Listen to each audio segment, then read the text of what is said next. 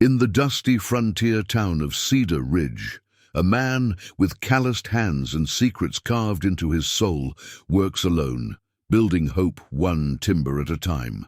Jed Hollis was once known for his quick draw and quicker departure from towns that grew too curious about his past. Now he swings a hammer instead of a gun, laying foundation stones for a schoolhouse that nobody asked for and few believe in. From her boarding house window, Miss Lillian Price watches him work through dawn's first light and evening's last shadow.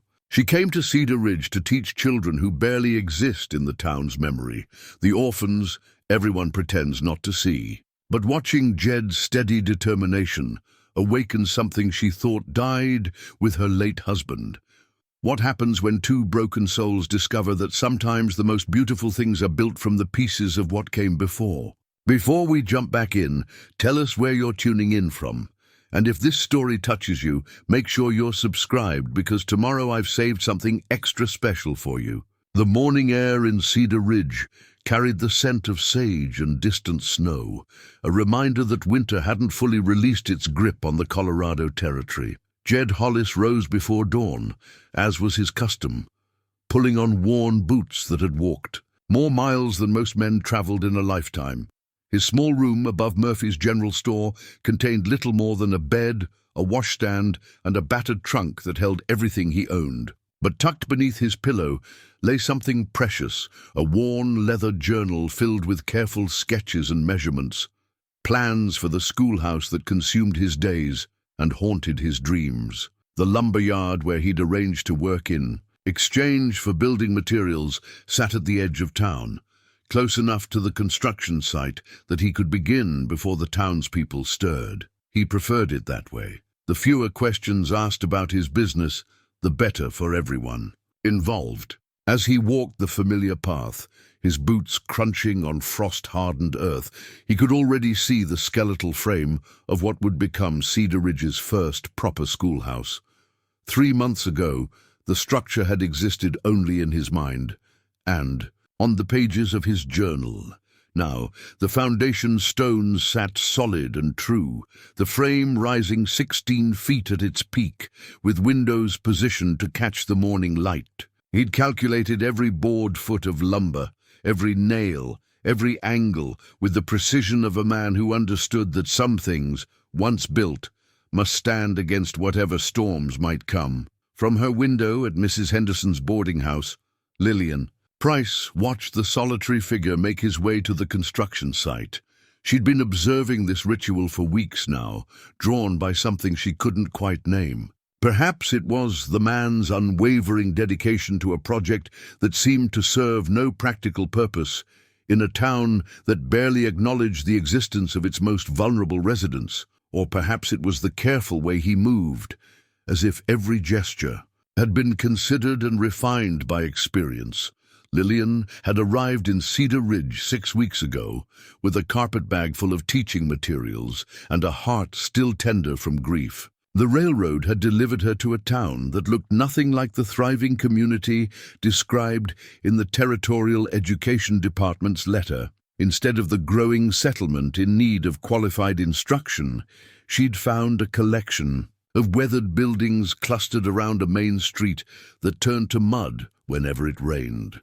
The promised schoolhouse existed only as a converted storage room behind the church, equipped with 3 mismatched desks and a single slate board. The teaching certificate from the Boston Female Seminary, carefully preserved in its leather portfolio, seemed absurdly formal in this rough place.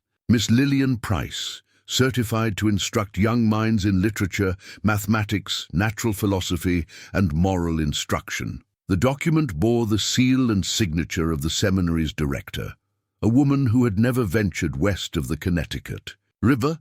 Here in Cedar Ridge, Lillian's credentials impressed no one and meant less than her ability to manage unruly children without losing her composure. The town council, comprised of 5 men who met monthly at the saloon, had grudgingly agreed to pay her $20 a month for teaching duties. What they hadn't mentioned was that only 7 children attended school with any regularity, and most of those came sporadically depending on their family's farming or household needs. The orphans, those children left behind by mining accidents, disease, or simple abandonment, were not officially enrolled. They were expected to earn their keep through odd jobs and charity, not waste time with book learning. It was these forgotten children who drew Lillian's attention and broke her heart daily. She'd counted at least 12 orphans in Cedar Ridge, ranging in age from 6 to 16. They lived in a ramshackle building behind the church that had once served as a storage shed, supervised by elderly Mrs. Garrett, who did her best with limited resources and no assistance from the town. The children wore clothes that had been mended so many times. The original fabric was hard to identify. They moved with the careful wariness of those who had learned early that the world offered few guarantees. Watching Jed work on the schoolhouse, each morning Lillian found herself wondering about his motivations. No one had commissioned the building. The town council had never discussed the need for improved educational facilities. Yet this man, who spoke to no one and seemed to have no connection to the community, spent his daylight hours creating something beautiful and functional for children who had been dismissed by nearly everyone else. The mystery deepened each day. Jed's craftsmanship was exceptional, the kind of careful work that spoke of formal training or years of experience. His lumber cuts were precise, his joints tight and square. He worked with tools that showed wear, but had been maintained with obvious care. Everything about the project suggested a man who took pride in his work and understood the importance of building something meant to last. But it was more than craftsmanship that intrigued Lillian. It was the way Jed moved around the children when they inevitably appeared to watch him work. He never spoke to them directly, but he was careful not to leave dangerous tools where curious hands might reach them. When one of the smaller orphans had approached too close to the sawhorses, Jed had quietly repositioned his work area without making the child feel unwelcome or foolish. The townspeople viewed Jed's project with suspicion that bordered on hostility. Thomas Brennan, who owned the largest ranch in the valley, had been vocal in his opposition to what he called unnecessary complications. The orphans, in his view, were adequately cared for by Mrs. Garrett and the church. Providing them with formal education would only give them ideas above their station and make them less willing to accept honest work. Mayor Holbrook, a man whose political ambitions were constrained by Cedar Ridge's limited importance, worried that an unauthorized school building might complicate the town's relationship with territorial authorities. He'd approached Jed twice, requesting information about permits and funding sources. Both times, Jed had listened politely and continued working without offering any explanations. The women of Cedar Ridge were divided in their opinions. Some, like Mrs. Henderson, admired Jed's apparent generosity while questioning his methods. Others worried that his project would attract unwanted attention from territorial education officials who might impose new requirements or regulations on the existing school. A few, led by banker's wife Mrs. Thornton, suspected that Jed had ulterior motives and was using the schoolhouse construction as a cover for some other activity. Lillian had heard all these conversations during her meals at the boarding house and her shopping trips to Murphy's store. She'd listened to the speculations and criticisms with growing frustration. Here was a man willing to invest his own time and resources in something that would benefit the community's most vulnerable members, and the response was suspicion and complaint. As autumn progressed toward winter, Lillian found herself timing her morning walks to coincide with Jed's arrival at the construction site. She told herself it was simple curiosity, but deeper reflection revealed something more complex. Watching Jed work with such focused determination reminded her of her late husband David, who had possessed the same quiet intensity when engaged in projects he considered meaningful. David had been gone 18 months now, claimed by the lung fever that had swept through Boston's immigrant neighborhoods. Their marriage, while brief, had been built on shared purpose and mutual respect. David had encouraged Lillian's teaching ambitions at a time when many men viewed educated women as a threat to natural order. His death had left her not only grieving, but uncertain about her place in a world that seemed to have little room for a childless widow with strong opinions about education and social justice. Coming west had been an act of faith as much as practicality. The teaching position in Cedar Ridge offered independence and the chance to make a meaningful contribution to a growing community. The reality had proved more challenging than expected, but watching Jed's steadfast progress on the schoolhouse had begun to rekindle something in Lillian that felt like hope. The autumn weather grew increasingly unpredictable, with warm afternoons giving way to bitter nights that left frost on the windows and warned of the harsh winter ahead. Jed worked steadily through these temperature swings, adjusting his schedule but never missing a day. Lillian began to worry about him working alone in conditions that might prove dangerous if an accident occurred. Her concern crystallized one morning when she watched him struggle to position a heavy beam alone, a task that clearly required at least two people. The sight of him straining against the weight, determined to complete the work, despite the obvious difficulty, finally drove her to action. She'd spent weeks observing from a distance, but the time had come to offer assistance, regardless of what the town might think about a lady schoolteacher involving herself in construction work. The decision felt both inevitable and terrifying. Lillian had been raised to believe that proper ladies waited for appropriate introductions and formal social occasions before engaging with unfamiliar men. But David had taught her that sometimes the most important connections happened when people simply showed up for each other, conventions aside. Standing at her boarding house window that morning, watching Jed prepare for another day of solitary labor, Lillian made a choice that would change everything. She would walk down to the construction site, introduce herself properly, and offer whatever help she could provide. The schoolhouse was meant for children she already cared about deeply. It was time to stop watching from a distance and start participating in creating something beautiful. The first snow came early that year, 3 weeks before Thanksgiving, blanketing Cedar Ridge in silence that seemed to muffle even the boldest conversations. Jed stood in the doorway of his nearly completed schoolhouse, watching fat flakes drift through the opening where the door would soon hang. The storm had lasted 2 days, and now in its aftermath he could see the damage winter had already begun to inflict on his careful work. The roof, though structurally sound, had leaked in 2 places where he hadn't yet installed the final layer of shingles.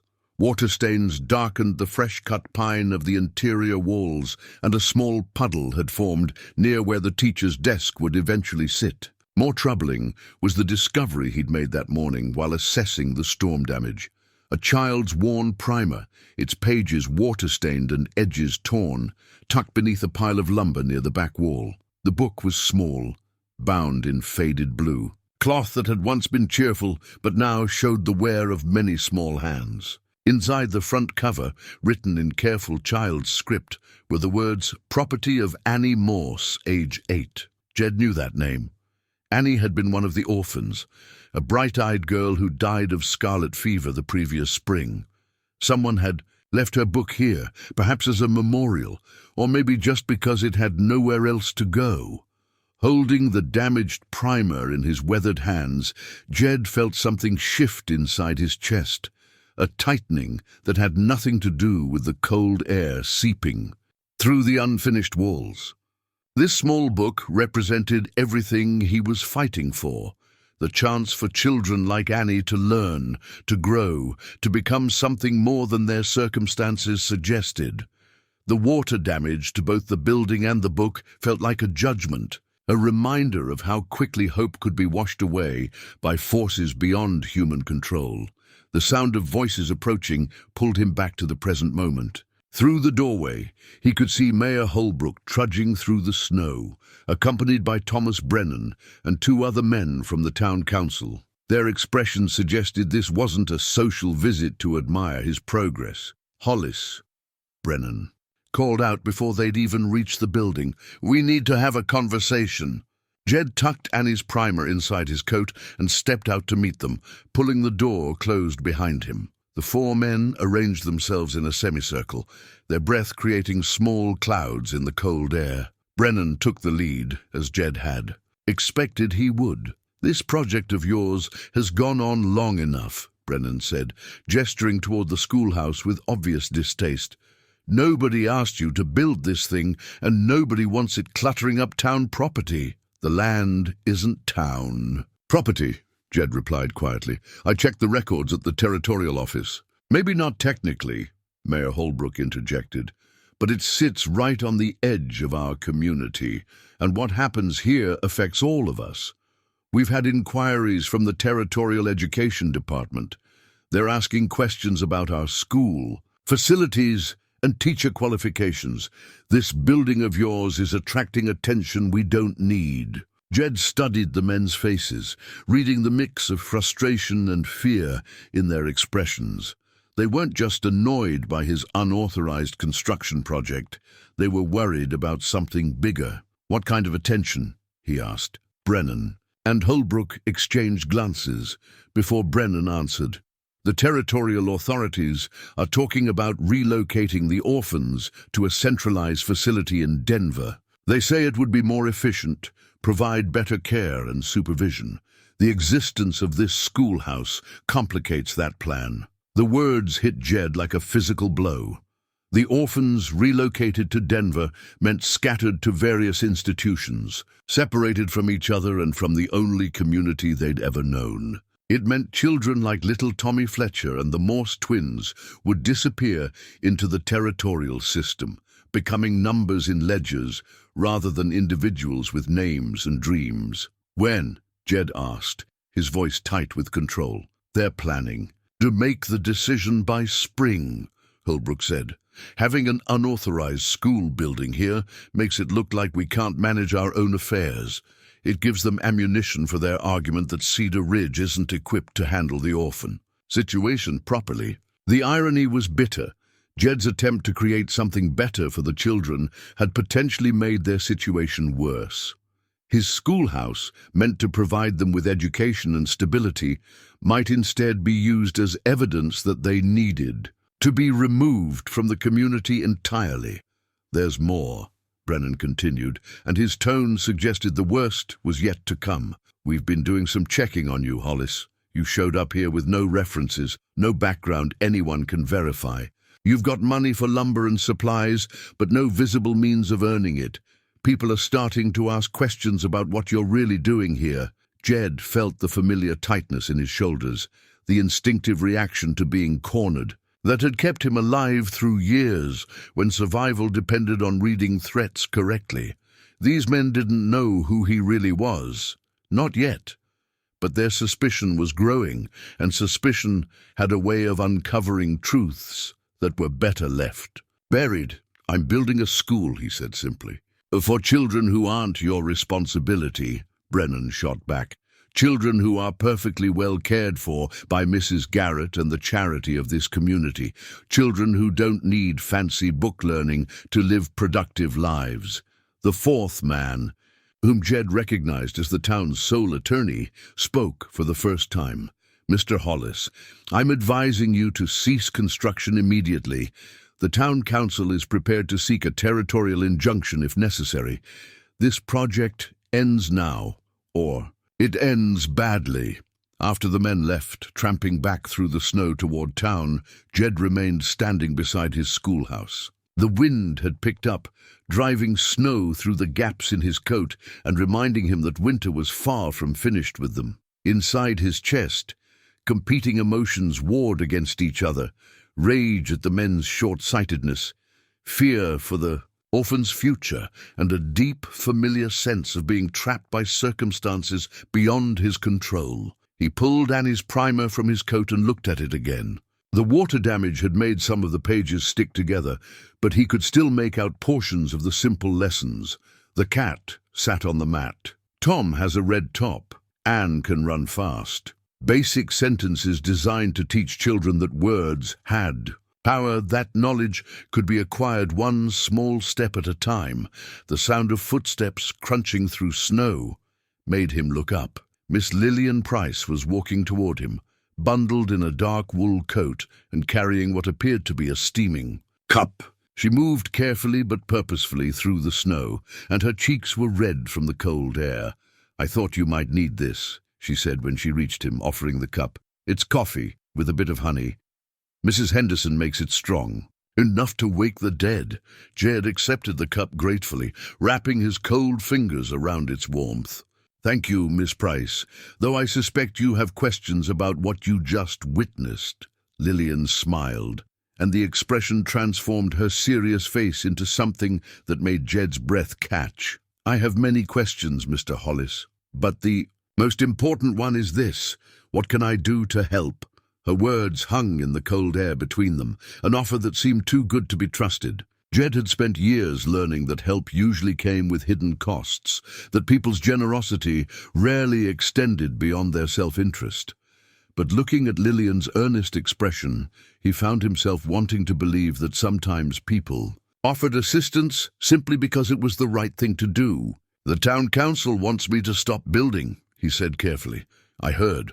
I was coming back from the mercantile when they passed me on the street. They looked like men who'd just won a victory they weren't entirely proud of. They might be right." "To stop me," Jed admitted, the words tasting bitter.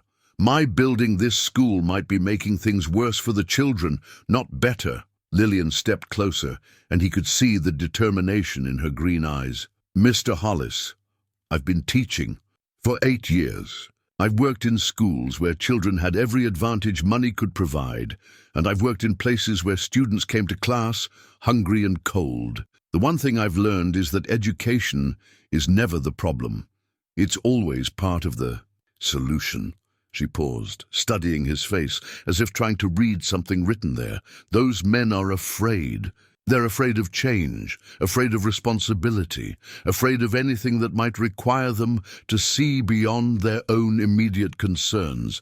But fear is a poor foundation for making decisions about children's futures." The wind gusted again, and Lillian pulled her coat tighter around herself. But she didn't retreat or suggest they continue the conversation somewhere warmer. Instead, she stood firm, waiting for his response. "The territorial authorities want to relocate the orphans to Denver," Jed said finally. "The school might give them justification to do it. Or it might give us justification to keep them here," Lillian replied. "A functioning school demonstrates that this community can provide proper education. It shows we're serious about the children's welfare." The word "us" resonated in Jed's mind.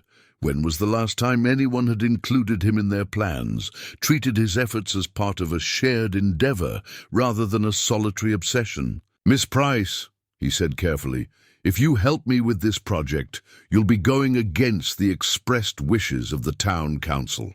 That could affect your teaching position." Lillian's smile returned, and this time it held a note of mischief. That surprised him. "Mr. Hollis, I came west to teach children who needed teaching.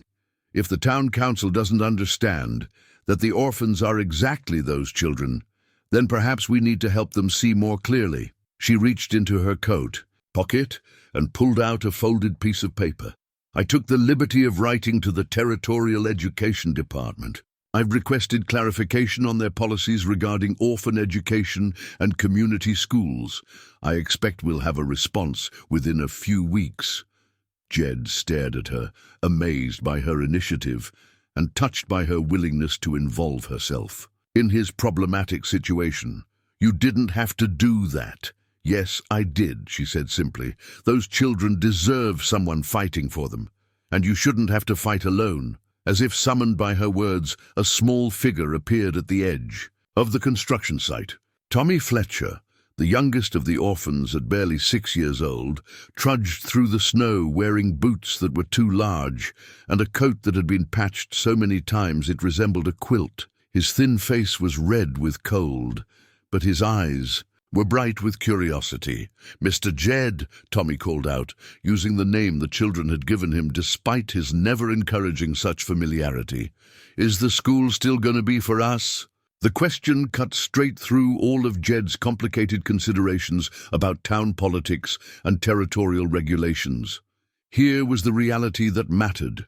A child who'd never owned a book, never sat at a proper desk, never had a teacher who belonged entirely to him and his friends. A child whose future hung in the balance of adult decisions made by people who'd never known what it felt like to be unwanted. Jed knelt down to Tommy's level, bringing their eyes to the same height. "Yes, Tommy, the school is still going to be. For you and the other children. Even if it keeps snowing? Even if it keeps snowing." Tommy grinned, revealing a gap where he'd recently lost a tooth. "Good. I've been practicing my letters like Miss Lillian showed me. I can write my whole name now, and cat and dog and son." After Tommy had trudged back toward town, Jed and Lillian stood together in the growing dusk. The snow had begun falling again, and lights were beginning to appear in windows throughout. "Cedar Ridge. Spring isn't far away," Lillian said quietly. "No," Jed agreed, "it isn't." But they both understood that spring would bring decisions that couldn't be postponed any longer. The school would either be finished and functioning, proving the community's commitment to the orphans' welfare, or it would remain an empty shell that testified to good intentions defeated by practical concerns. The primer in Jed's coat seemed to grow heavier as he contemplated the challenges ahead. Annie Morse would never benefit from the school he was building, but Tommy Fletcher and the others still could. The question was whether a former gunslinger and a widowed schoolteacher could overcome the resistance of an entire town council and the bureaucracy of territorial government. Looking at Lillian's determined expression, illuminated by the last light of the winter day, Jed began to think it might be possible. The morning after the confrontation with the town council, Lillian arrived at the schoolhouse carrying a basket and wearing work clothes that would have scandalized the ladies of her former Boston social circle. She'd traded her usual teaching dress for a practical skirt and blouse with sturdy boots that could handle the muddy construction site.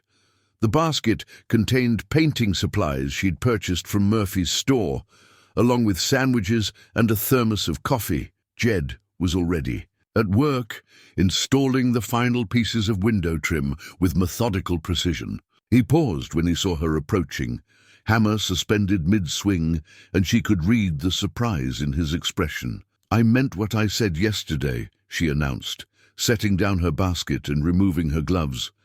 "If this school is going to open by spring, it needs more than one person working on it. Miss Price, I appreciate the offer, but this isn't appropriate work for a lady." Lillian fixed him with the same stern look she used on students who tried to avoid recitation. "Mr. Hollis, I can read, write, cipher, and manage a classroom full of unruly children. I suspect I can handle a paintbrush." Something in her tone must have convinced him, because he nodded slowly and gestured toward the interior walls. "The inside needs 2 coats of whitewash before we can consider it finished, but it's messy work." "I've painted before," she assured him, though in truth, her experience was limited to touching up the parlor walls in her Boston home. How different could it be? She learned quickly that painting rough-hewn lumber was considerably more challenging than refreshing, smooth plaster walls. The wood seemed determined to absorb the whitewash unevenly, leaving streaks and gaps that required multiple applications. Her arm ached within the first hour, and she'd managed to get more paint on her skirt than on the walls. But there was something deeply satisfying about the work. Each section of completed wall transformed the raw construction into something that looked more like a proper schoolroom. She could envision desks arranged in neat rows, a large slate board mounted on the front wall, and shelves lined with books and learning materials. Jed worked outside, hanging the front door and installing the final window. Occasionally, he would check on her progress, offering quiet suggestions about technique or pointing out spots she'd missed. His corrections were gentle, delivered without condescension, and she found herself grateful for his patience with her amateur efforts. During their midday break, sharing sandwiches on an upturned crate that served as their table, Lillian learned more about Jed's background. He spoke carefully, sharing information in measured doses, but she began to piece together fragments of his story. He'd learned carpentry from his father, a German immigrant who'd believed that a man's worth was measured by the quality of his work. The elder Hollis had been a perfectionist who insisted that any job worth doing was worth doing properly, a philosophy that showed in every joint and corner of the schoolhouse. Jed's tools had belonged to his father, well-maintained implements that bore the patina of decades of careful use. He would have approved of this project, Jed said, running his thumb along the worn handle of his father's hammer. He believed that building something permanent was the closest a man could come to leaving a worthy legacy. What happened to him? Lillian asked gently. Killed in a mine collapse when I was 17. That's when Jed's voice trailed off, and she sensed they'd approached the edge of territory he wasn't ready to explore. I'm sorry, she said simply, understanding that some losses cut too deep for casual conversation. They worked in comfortable silence for the rest of the afternoon. Lillian found herself stealing glances at Jed as he worked, noting the careful way he measured twice before making any cut, the unconscious grace with which he handled his tools. There was something almost meditative about his approach to construction, as if the act of building provided him with a peace that conversation couldn't offer. When the shadows began to lengthen toward evening, they assessed their progress. The interior walls were nearly finished, requiring only touch-up work on the areas where the wood had proven particularly stubborn. The door hung true and straight, and all the windows were properly sealed against winter weather. It's beautiful, Lillian said, and meant it. The schoolhouse had the austere elegance of functional design executed with care. Every element served a purpose, but nothing had been done carelessly or without attention to aesthetics. It will be, Jed corrected, when it has desks and books and children filling it with noise. As they cleaned their tools and prepared to leave, a group of orphans appeared at the edge of the construction site. They approached with the careful wariness of children who'd learned not to assume welcome anywhere, but their curiosity was stronger than their caution. Tommy Fletcher led the group, his hand clasped firmly in that of his older sister Mary, a solemn 9-year-old who'd appointed herself his primary protector. Behind them came the Morse twins, Sarah and Samuel, still grieving their sister Annie's death, but drawn by the promise of something new and hopeful. Bringing up the rear was Ben Cartwright, nearly 16 and old enough to understand better than the younger children how precarious their situation really was. "Can we see inside?" Mary asked, her voice barely above a whisper. Lillian looked to Jed, who nodded almost imperceptibly. "Of course you can," she said warmly. "This is your school, after all." The children filed through the doorway with an almost religious reverence, their eyes wide as they took in the whitewashed walls and properly fitted windows. Tommy immediately claimed a spot near the front, where he announced the teacher's desk should go, while the twins examined the corners where they decided the bookshelf belonged. Ben hung back, his expression more cautious than the younger children's. At 16, he was old enough to have heard the adult conversations about territorial authorities and relocation plans. He was also old enough to recognize that buildings could be torn down as easily as they were erected. "It's real nice, Mr. Jed," Ben said finally, "but what happens if the town council decides they don't want it?" Jed met the boy's eyes with steady honesty. "Then Miss Price and I will have to convince them that they do want it. And if you can't, then we'll find another way." Ben nodded slowly, accepting the uncertainty that was simply part of his life. "Well, it's the finest building any of us ever had made just for us.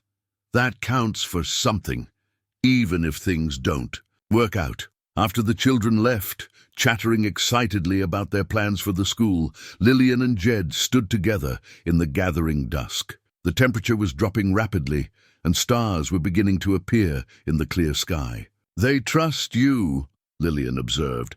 They trust you too, Jed replied. Maybe more than they trust me. You're the one who's actually teaching them. It was true. Over the past weeks, Lillian had begun holding informal lessons for the orphans in the storage room behind the church. Nothing elaborate.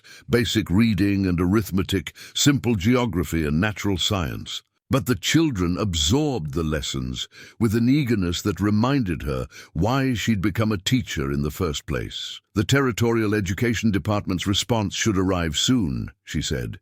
I've been thinking about what we'll do if they support the relocation plan. Jed waited for her to continue, but she found herself reluctant to voice her half-formed ideas.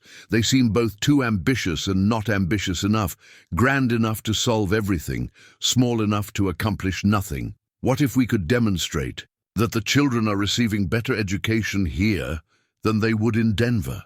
She said finally. What if we could show measurable progress in their learning, evidence that keeping them in Cedar Ridge serves their interests better than moving them?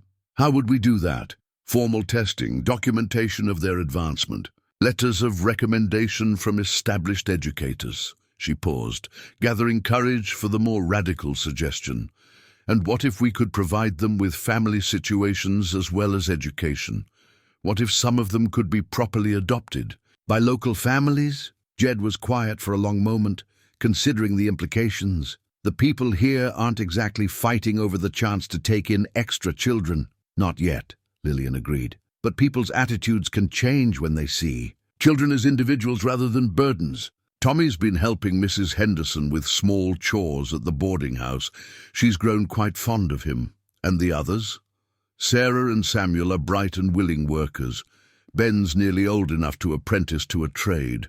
Mary has a gift for managing younger children. She'd be valuable to any family with little ones. They were talking about reshaping the entire social structure of Cedar Ridge, convincing a community that had always seen the orphans as temporary inconveniences to embrace them as permanent additions. It was an audacious plan that required changing hearts as well as minds. It could work, Jed said slowly, if we had enough time, and if the school proved itself, and if the territorial authorities were willing to listen to reason. A lot of ifs, Lillian acknowledged. Every worthwhile endeavor has a lot of ifs, Jed replied. The question is whether the possible outcome justifies the risk. Looking at the schoolhouse they'd spent the day improving, Lillian felt certain that it did. The building represented more than just a place for lessons. It was a declaration that these children mattered, that their futures were worth investing in, that a community could choose to expand its definition of family beyond blood relationships. Mr. Hollis, she said as they prepared to part ways for the evening, I want you to know that whatever happens with the town council or the territorial authorities, building this school was the right thing to do. Jed studied her face in the starlight, and she saw something shift in his expression, a softening that suggested her words had touched something deeper than mere appreciation. Thank you, Miss Price. That means more than you might realize. As they walked back toward town together, their footsteps echoing in the crisp night air, Lillian found herself thinking about the children's excitement as they'd explored their future classroom. Tomorrow, she would continue her informal lessons, and Jed would continue his construction work, and together they would keep building something that felt increasingly like hope made tangible. The challenges ahead remained formidable, but for the first time since arriving in Cedar Ridge, Lillian felt like she was exactly where she belonged. 3 weeks into their partnership, Lillian and Jed had established a rhythm that felt as natural as breathing. She arrived each morning with coffee and whatever breakfast Mrs. Henderson could spare, while he brought tools and the quiet determination that seemed to drive him through each day's tasks. The schoolhouse interior was nearly complete now, with fresh whitewash brightening the walls and carefully crafted benches arranged in neat rows. The work had changed them both. Lillian's hands, once soft from years of genteel teaching, now bore the honest calluses of physical labor. She'd learned to handle a paintbrush with confidence, to measure twice before cutting, and to see potential in raw materials. More importantly, She'd discovered a satisfaction in creating something tangible that her years of abstract instruction had never provided. Jed, meanwhile, had begun to speak more freely during their shared meals and quiet moments between tasks. The careful reserve that had initially marked all his interactions remained, but it had softened around the edges. He asked questions about her teaching methods, listened thoughtfully to her plans for organizing the classroom, and gradually revealed glimpses of a mind that was both practical and surprisingly well-educated. "You read a lot," Lillian observed one afternoon as they shared lunch. She'd noticed him studying a book during their morning break, his weathered fingers turning pages with obvious familiarity. "My father insisted on it," Jed replied. "Said a man who couldn't read was at the mercy of those who could. He made sure I learned letters and numbers before I ever touched his tools." "What are you reading now?" Jed hesitated, then pulled the book from his coat pocket. It was a worn copy of Emerson's essays, the binding cracked and pages yellowed with age. "Essays on self-reliance and other topics," he said, slightly defensive. "Probably not what you'd expect from a carpenter." Lillian felt her estimation of him shift yet again. Ralph Waldo Emerson was hardly light reading, and the marginalia she glimpsed suggested Jed had engaged seriously with the philosophical content. "On the contrary, I think Emerson would have approved of your project here. What lies behind us and what lies before us are tiny matters compared to what lies within us." A smile tugged at the corner of Jed's mouth. "You know his work. I taught literature before I came west. Emerson was one of my favorite authors to discuss with students. His ideas about individual conscience and moral action seem particularly relevant out here, where social conventions carry less weight." They talked about literature for the remainder of their break, and Lillian found herself delighted by Jed's insights.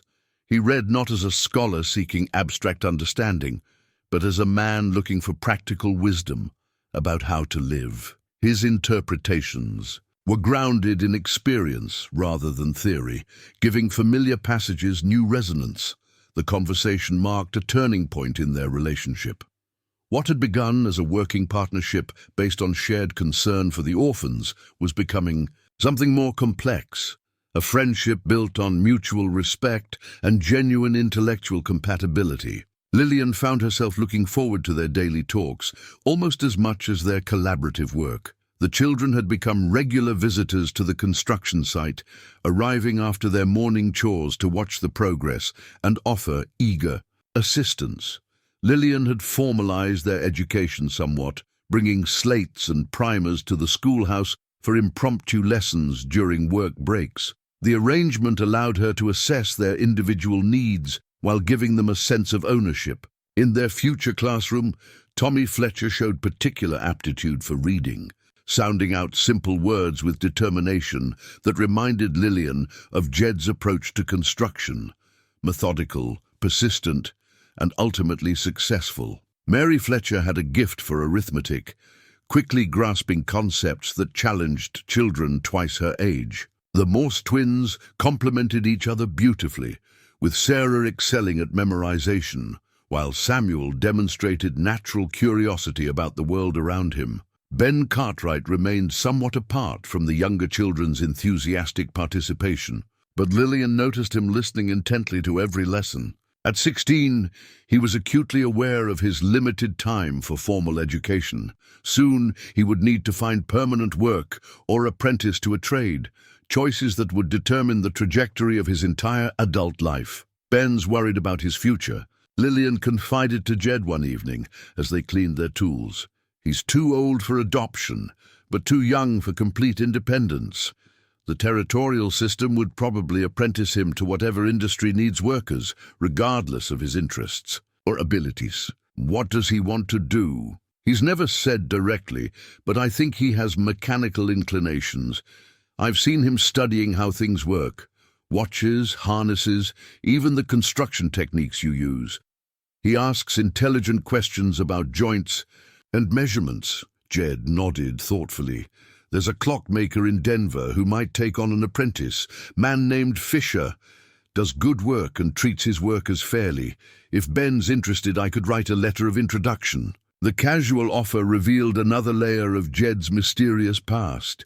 How did a drifting carpenter know established craftsmen in Denver well enough to provide character references? Lillian filed the question away with the growing collection of puzzles. Surrounding her partner's background, their evening conversations had become increasingly personal as the weeks passed. Lillian found herself sharing memories of her marriage to David, describing the dreams they'd shared and the future they'd planned before fever claimed him. Speaking about David felt like opening a healing wound, painful but necessary for recovery. "He would have liked this project," she said one evening, gesturing toward the completed schoolhouse. "David believed that education was the most radical act possible in a democracy. He said that every child who learned to read and think critically was a victory against tyranny and ignorance. He sounds like a good man." He was. Too good for this world, perhaps. She paused, surprised by her own willingness to share such intimate thoughts. "I used to think that losing him meant my life was essentially over, that I would spend whatever years remained just going through the motions. Coming here, working on this school, has reminded me that life continues to offer purposes worth pursuing." Jed listened with the focused attention he brought to all serious conversations, his eyes never leaving her face. "I understand something about starting over," he said quietly, "about trying to build something better from the pieces of what came before." There was pain in his voice, carefully controlled but unmistakable. Lillian sensed that Jed's need for reinvention went deeper than simple wanderlust or career change. Something in his past had broken fundamentally, requiring not just geographical relocation, but psychological reconstruction. The moment hung between them, charged with unspoken questions and half-revealed truths. Lillian felt the urge to press for more details, to understand what had driven this educated, skilled man to a life of apparent isolation. But she also recognized that trust, like their schoolhouse, required careful construction over time. "I should probably head back," Jed said finally, breaking the spell of intimacy that had settled around them. "Mrs. Henderson will worry if you're out much later." They walked toward town in comfortable silence, but Lillian was acutely aware of Jed's presence beside her. Somewhere during their weeks of collaboration, her feelings had shifted from professional respect to something more personal. She found herself noticing details that had nothing to do with carpentry skills. The way late sunlight caught the silver threads in his dark hair, the unconscious grace with which he moved, the rare but transformative effect of his infrequent smiles. The realization troubled her. David had been dead less than 2 years, and the conventions of her upbringing suggested that her grief should remain primary for much longer. More practically, Jed remained an enigma whose past contained secrets that might prove dangerous or shameful. Developing romantic feelings for a man whose history was largely unknown seemed both disloyal to David's memory and potentially foolish. But her heart, apparently, cared little for convention or caution. The connection she felt to Jed had grown organically from shared work and common purpose, strengthened by daily collaboration and deepening conversation. Whatever his secrets might be, the man she'd come to know was honorable, gentle with children, and committed to creating something beautiful for people who had given him nothing but suspicion in return. As they reached the boarding house, Lillian turned to face him in the lamplight spilling from the front windows. "Thank you, Jed, for everything. For building the school, for letting me help, for making me feel useful again." He studied her face with an intensity that made her breath catch. For a moment, she thought he might say something that would change everything between them. Instead, he touched the brim of his hat in a gesture that was both formal and somehow tender. "Thank you, Lillian, for believing this was worth doing, for making it better than I could have managed alone." The use of her given name sent warmth spreading through her chest. It was a small intimacy, but it felt like crossing a threshold they couldn't uncross. Standing there in the lamplight, surrounded by the quiet sounds of the settling town, Lillian felt the future spreading before them like pages in an unwritten book. Whatever challenges lay ahead, the town council's opposition, the territorial authorities' decisions, the practical difficulties of running a school in a frontier community, they would face them together. The schoolhouse they'd built with their own hands would stand as testament to what two people could accomplish when they committed themselves to something larger than their individual needs. But more than that, their partnership had become something neither had expected when they'd first spoken beside the construction site. In building a place where orphaned children could learn and grow, they had also built the foundation for their own transformation. The widow and the mystery man had become Lillian and Jed, two people discovering that the most important construction project was the one they were building together, day by day, conversation by conversation, shared purpose by shared purpose. As Jed disappeared into the darkness beyond the boarding house's circle of light, Lillian pressed her hand against the worn cover of Emerson's essays in her coat pocket. She'd borrowed the book with his permission, planning to reread familiar passages with fresh eyes, but now she found herself thinking about a different quote from the philosopher. "The only way to have a friend is to be one." In the space of a few weeks, she and Jed had become friends. The question that would shape everything ahead was whether friendship might prove to be just the beginning of what they were building together. December arrived with a bitter wind that rattled the schoolhouse windows and reminded everyone that winter was far from finished with Cedar Ridge. The building was essentially complete now, walls painted, windows properly sealed, benches arranged, in careful rows, facing a beautifully crafted teacher's desk. Jed had even installed a small wood stove that would keep the children warm during the coldest months, but completion brought new pressures. The more finished the schoolhouse looked, the more questions it raised among the townspeople. Mayor Holbrook had begun making regular visits to the site, ostensibly to check on building safety, but actually to gather information he could report to territorial authorities. Thomas Brennan had been more direct in his opposition, threatening to organize a petition demanding the structure's removal. Lillian had received the response from the Territorial Education Department, and the news was mixed. Officials praised her initiative in establishing educational programs for orphan children, but expressed concern about unauthorized construction on disputed land. They requested detailed reports on the children's progress and suggested that a territorial inspector might visit Cedar Ridge in the spring to assess the situation personally. The letter had also contained an ominous footnote about efficiency and resource allocation. The territorial government was indeed considering centralizing orphan care in Denver, where professional staff could provide standardized education and supervision. The decision would be made based partly on local communities' demonstrated ability to provide adequate care and instruction.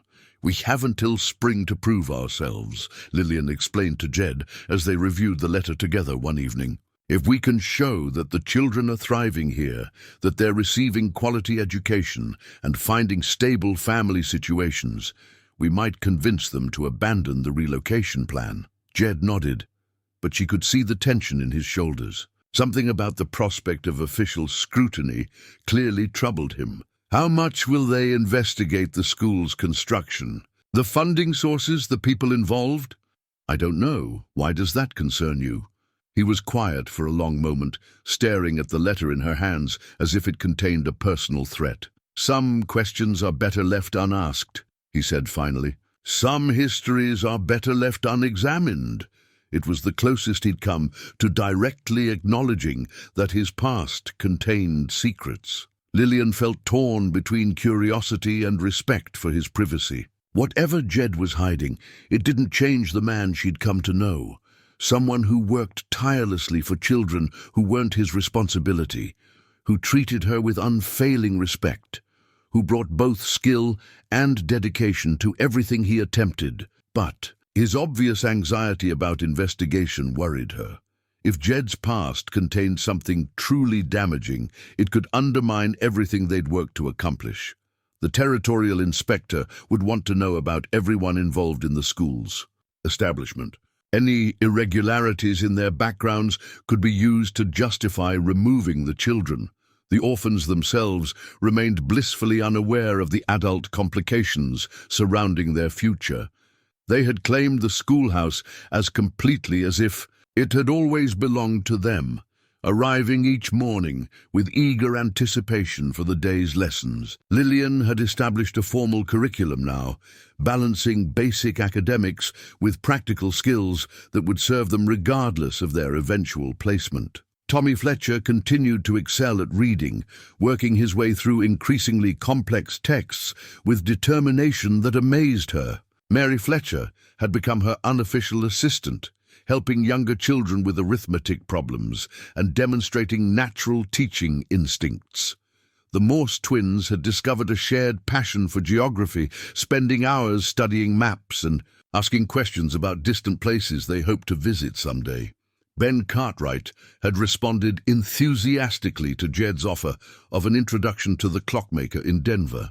The prospect of learning a skilled trade had given him new purpose, and he spent his free time studying mechanical principles with an intensity that reminded Lillian of scholarly students she'd taught in Boston. But it was the gradual changes in the children's behavior that provided the strongest evidence for keeping them in Cedar Ridge.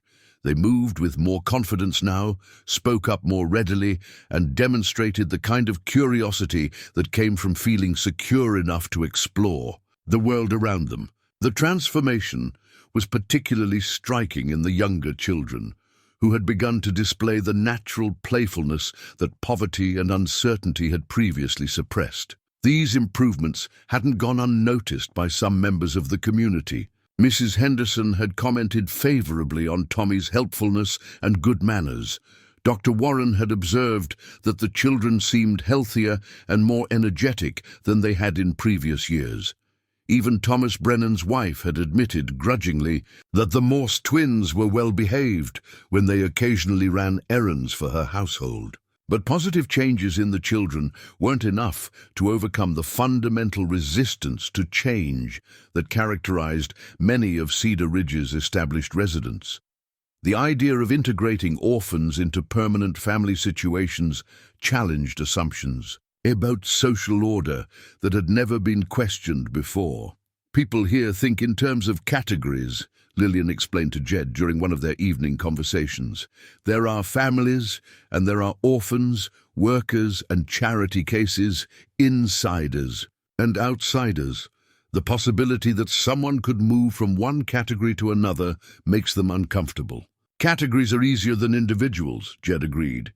Easier to dismiss a group than to reject a specific child you've gotten to know. His insight was perceptive, and it gave Lillian an idea for their strategy going forward. Instead of arguing abstractly about the value of education or the importance of keeping families together, they needed to help the community see the orphans as individuals with specific talents and needs. She began arranging opportunities for the children to interact with townspeople in positive contexts. Tommy helped Mrs. Henderson with grocery deliveries, charming customers with his careful politeness and obvious pride in doing grown-up work. Mary assisted Dr. Warren during his weekly visits to Mrs. Garrett, demonstrating remarkable competence. In basic medical tasks, the Morse twins organized the church's Sunday school supplies with systematic efficiency that impressed even the most skeptical adults. Ben's situation proved more challenging because of his age and the complexity of finding appropriate apprenticeship opportunities. But Jed had continued corresponding with the clockmaker in Denver, and the responses suggested genuine interest in taking on a student with Ben's mechanical aptitude. The gradual integration strategy was working, but slowly, changing long-held. Attitudes required patience and persistent demonstration that the children could be assets rather than burdens. Some progress was visible.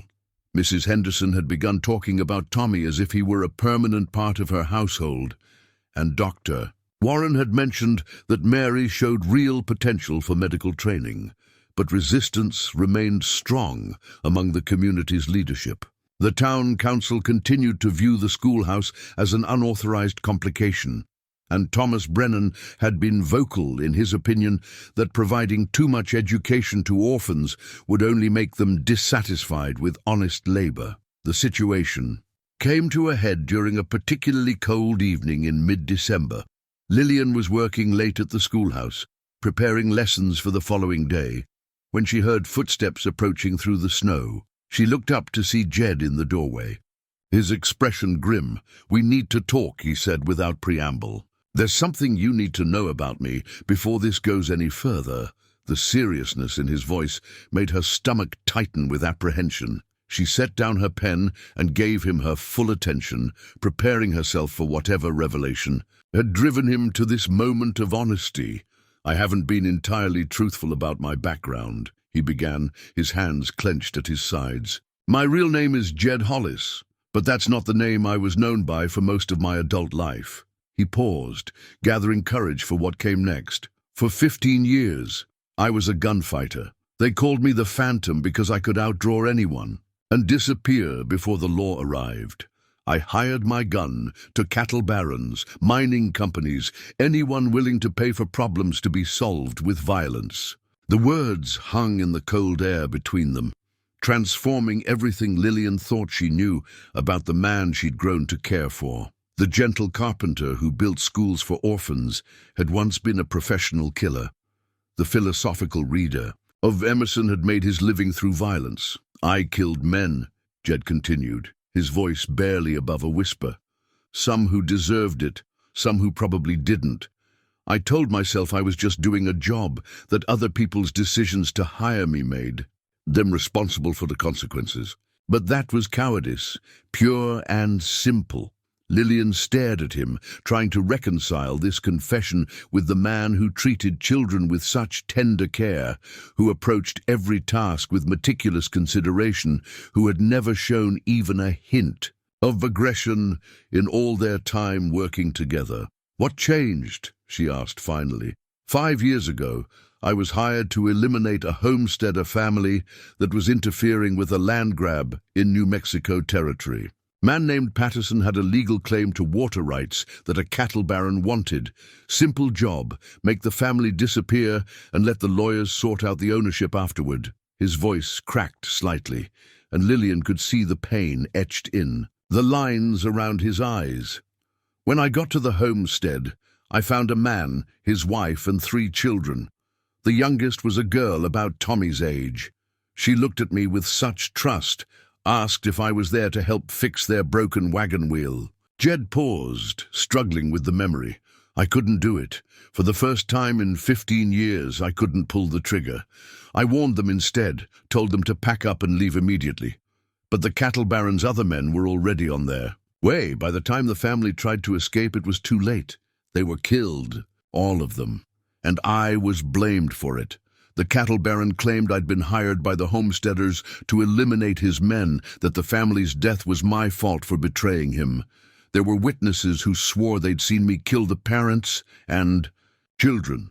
A wanted poster went out with my description and a reward that would make any bounty hunter rich." The pieces of Jed's carefully guarded past were falling into place. The careful way he avoided attention, his reluctance to provide background information, his anxiety about official investigations, all of it made sense now. "So you became Jed Hollis the carpenter," Lillian said. "I buried the Phantom and everything he represented. Spent 2 years learning honest trades, trying to become someone who built things instead of destroying them.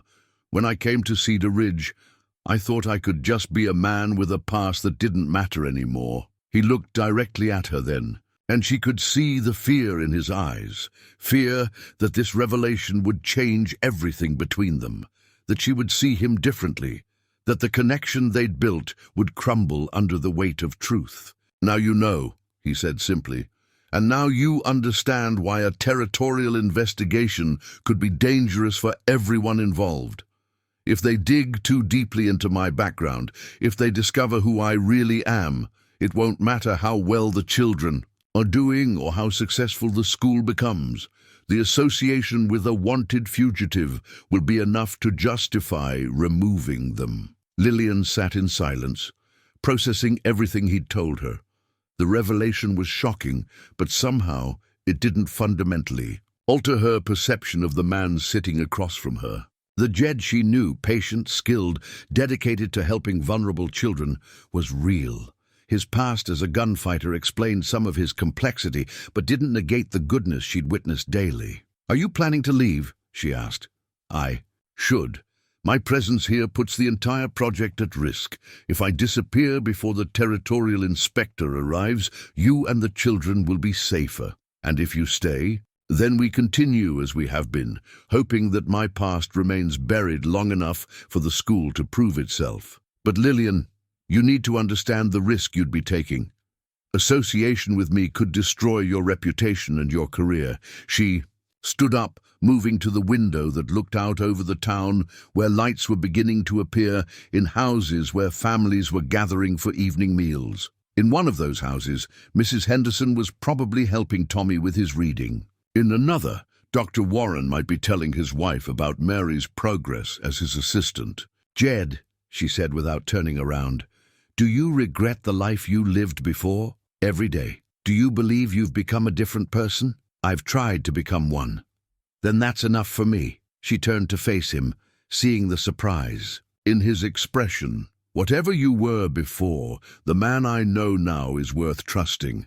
The man I know now would never hurt innocent people. The man I know now has built something beautiful for children who needed someone to believe in them." Relief flooded his features, followed immediately by something that looked like hope. "You're not afraid of me?" "I'm afraid for you," she corrected. "I'm afraid that your past will catch up with you before we finish what we've started. But afraid of you? No, never." The space between them seemed to crackle with emotion as they looked at each other across the schoolroom. Lillian felt her heart beating faster, aware that they had crossed another threshold in their relationship.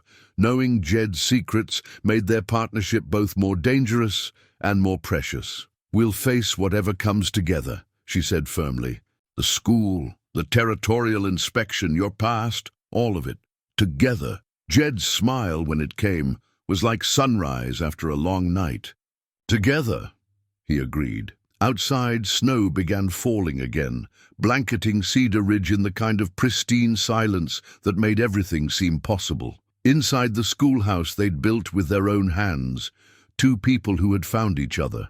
Against all odds, prepared to fight for a future that neither could achieve alone. The arrival of Marcus Thornfield in Cedar Ridge changed the atmosphere of the entire town like a sudden drop in barometric pressure before a storm. He came in a polished black carriage, pulled by matching horses, accompanied by two men who wore their guns with the casual confidence of professionals. The sight of such obvious wealth and power rolling down the main street sent ripples of excitement and anxiety through the community. Thornfield himself was a man in his 50s, impeccably dressed in the kind of expensive clothing that marked him as someone accustomed to getting his way. He took rooms at the town's best hotel and immediately began making inquiries about local business opportunities, land values, and development potential. Within hours of his arrival, everyone in Cedar Ridge knew that a very important man had come to visit. Lillian first learned of Thornfield's presence when Mrs. Henderson mentioned it during breakfast, her voice filled with the kind of awed speculation that accompanied any contact with genuine wealth. "They say he owns mines and railroads," Mrs. Henderson confided as she served Lillian's coffee. "Made his fortune in California, and now he's looking for investment opportunities in Colorado territory. Can you imagine a man like that taking interest in our little town?" The timing of Thornfield's arrival troubled Lillian. Cedar Ridge had never attracted attention from wealthy investors before, and the sudden appearance of such a man, just as their school project was reaching completion, seemed more than coincidental. Her unease deepened when she learned that Thornfield had specifically requested meetings with the town council, and had asked detailed questions about local property ownership. She shared her concerns with Jed when they met at the schoolhouse that afternoon. He listened to her account of Thornfield's arrival with an expression that grew increasingly grim. "Men like that don't visit places like Cedar Ridge for casual investments," Jed said. "They come when they want something specific, and they usually get what they want." "What could he possibly want here? We're hardly a thriving commercial center."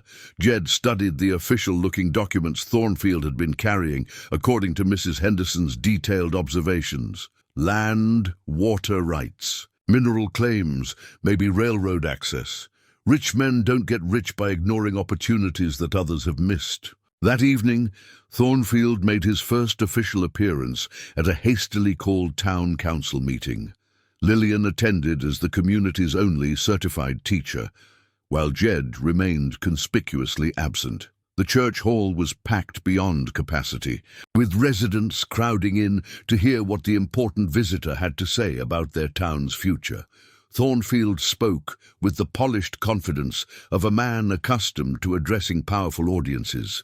His presentation was masterful, part business proposal, part flattery, part subtle threat. He outlined a vision of Cedar Ridge as a significant transportation hub, connected by railroad to Denver and the eastern markets.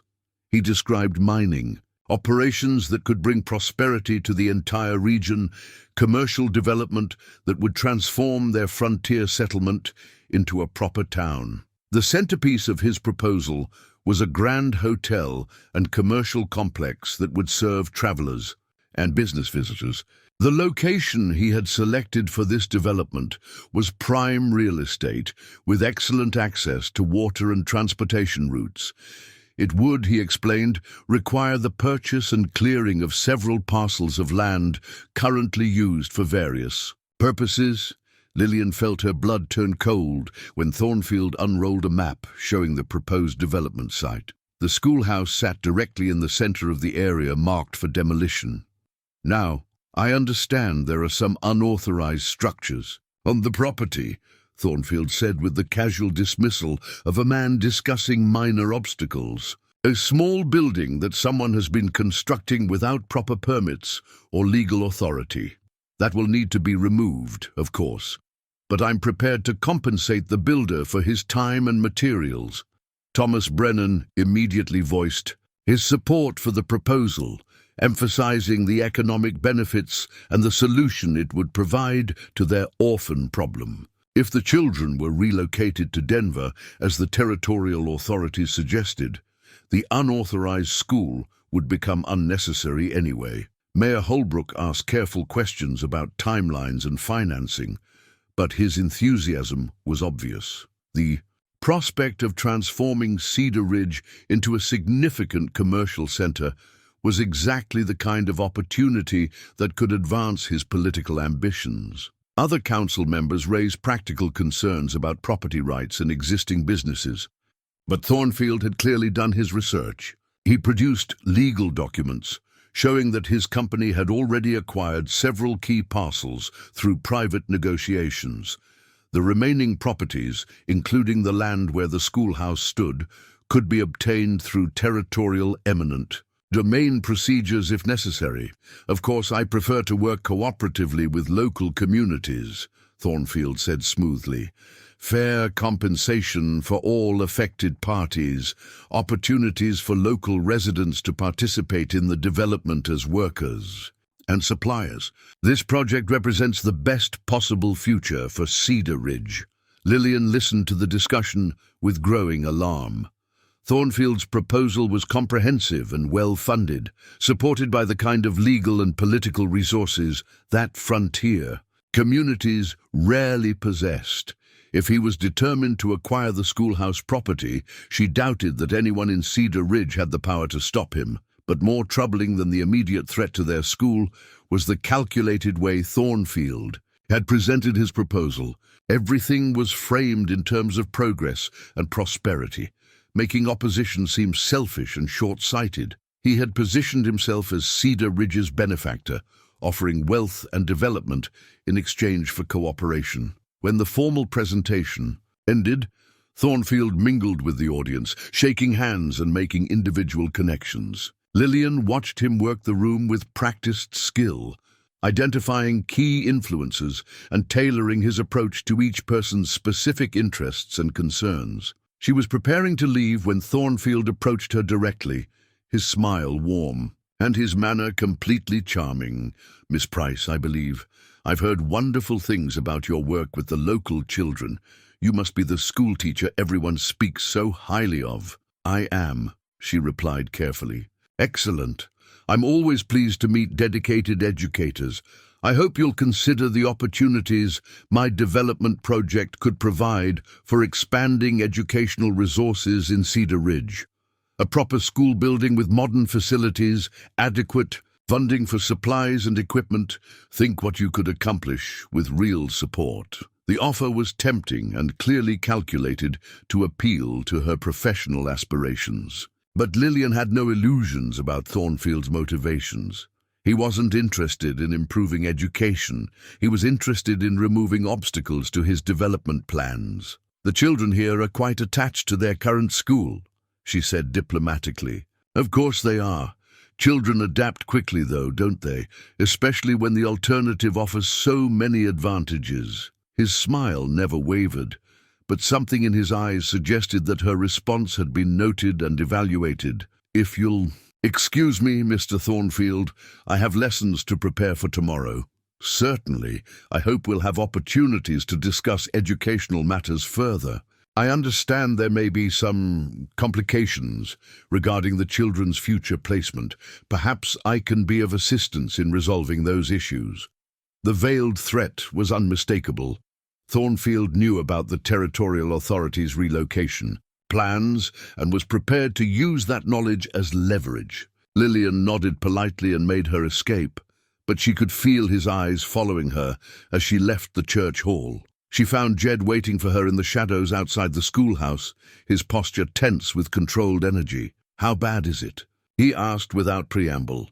"Worse than we thought. He has detailed plans, legal documentation, and enough money to make it all happen." "The schoolhouse is directly in the path of his proposed development." Jed cursed softly, a sound like steam escaping from a pressure valve. "Did he mention how he learned about the school construction?" "Not directly, but he clearly knows about it. He also knows about the territorial investigation and the orphan relocation plans." "Jed, this man has done extensive research before coming here." They stood together in the darkness, looking at the building they'd worked so hard to create. The schoolhouse looked solid and permanent in the moonlight, but Lillian now understood how fragile their achievement really was. All their careful planning and dedicated work could be swept away by a man with sufficient resources and determination. "There's something else," Jed said quietly. "While you were at the meeting, I did some investigating of my own. Those men who came with Thornfield aren't just bodyguards.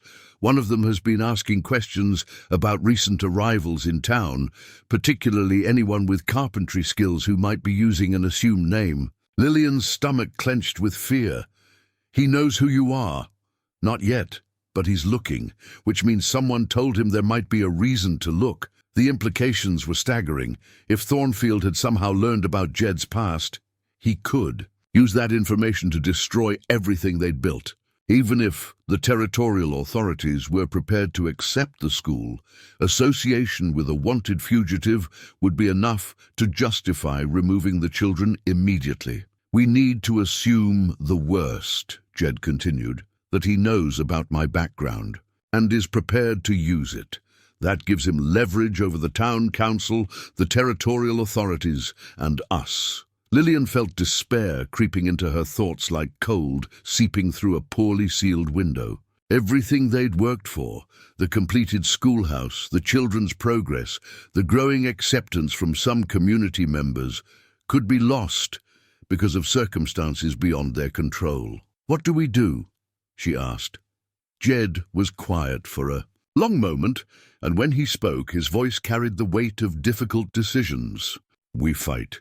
We find a way to protect the children and the school, even if it means risking everything else."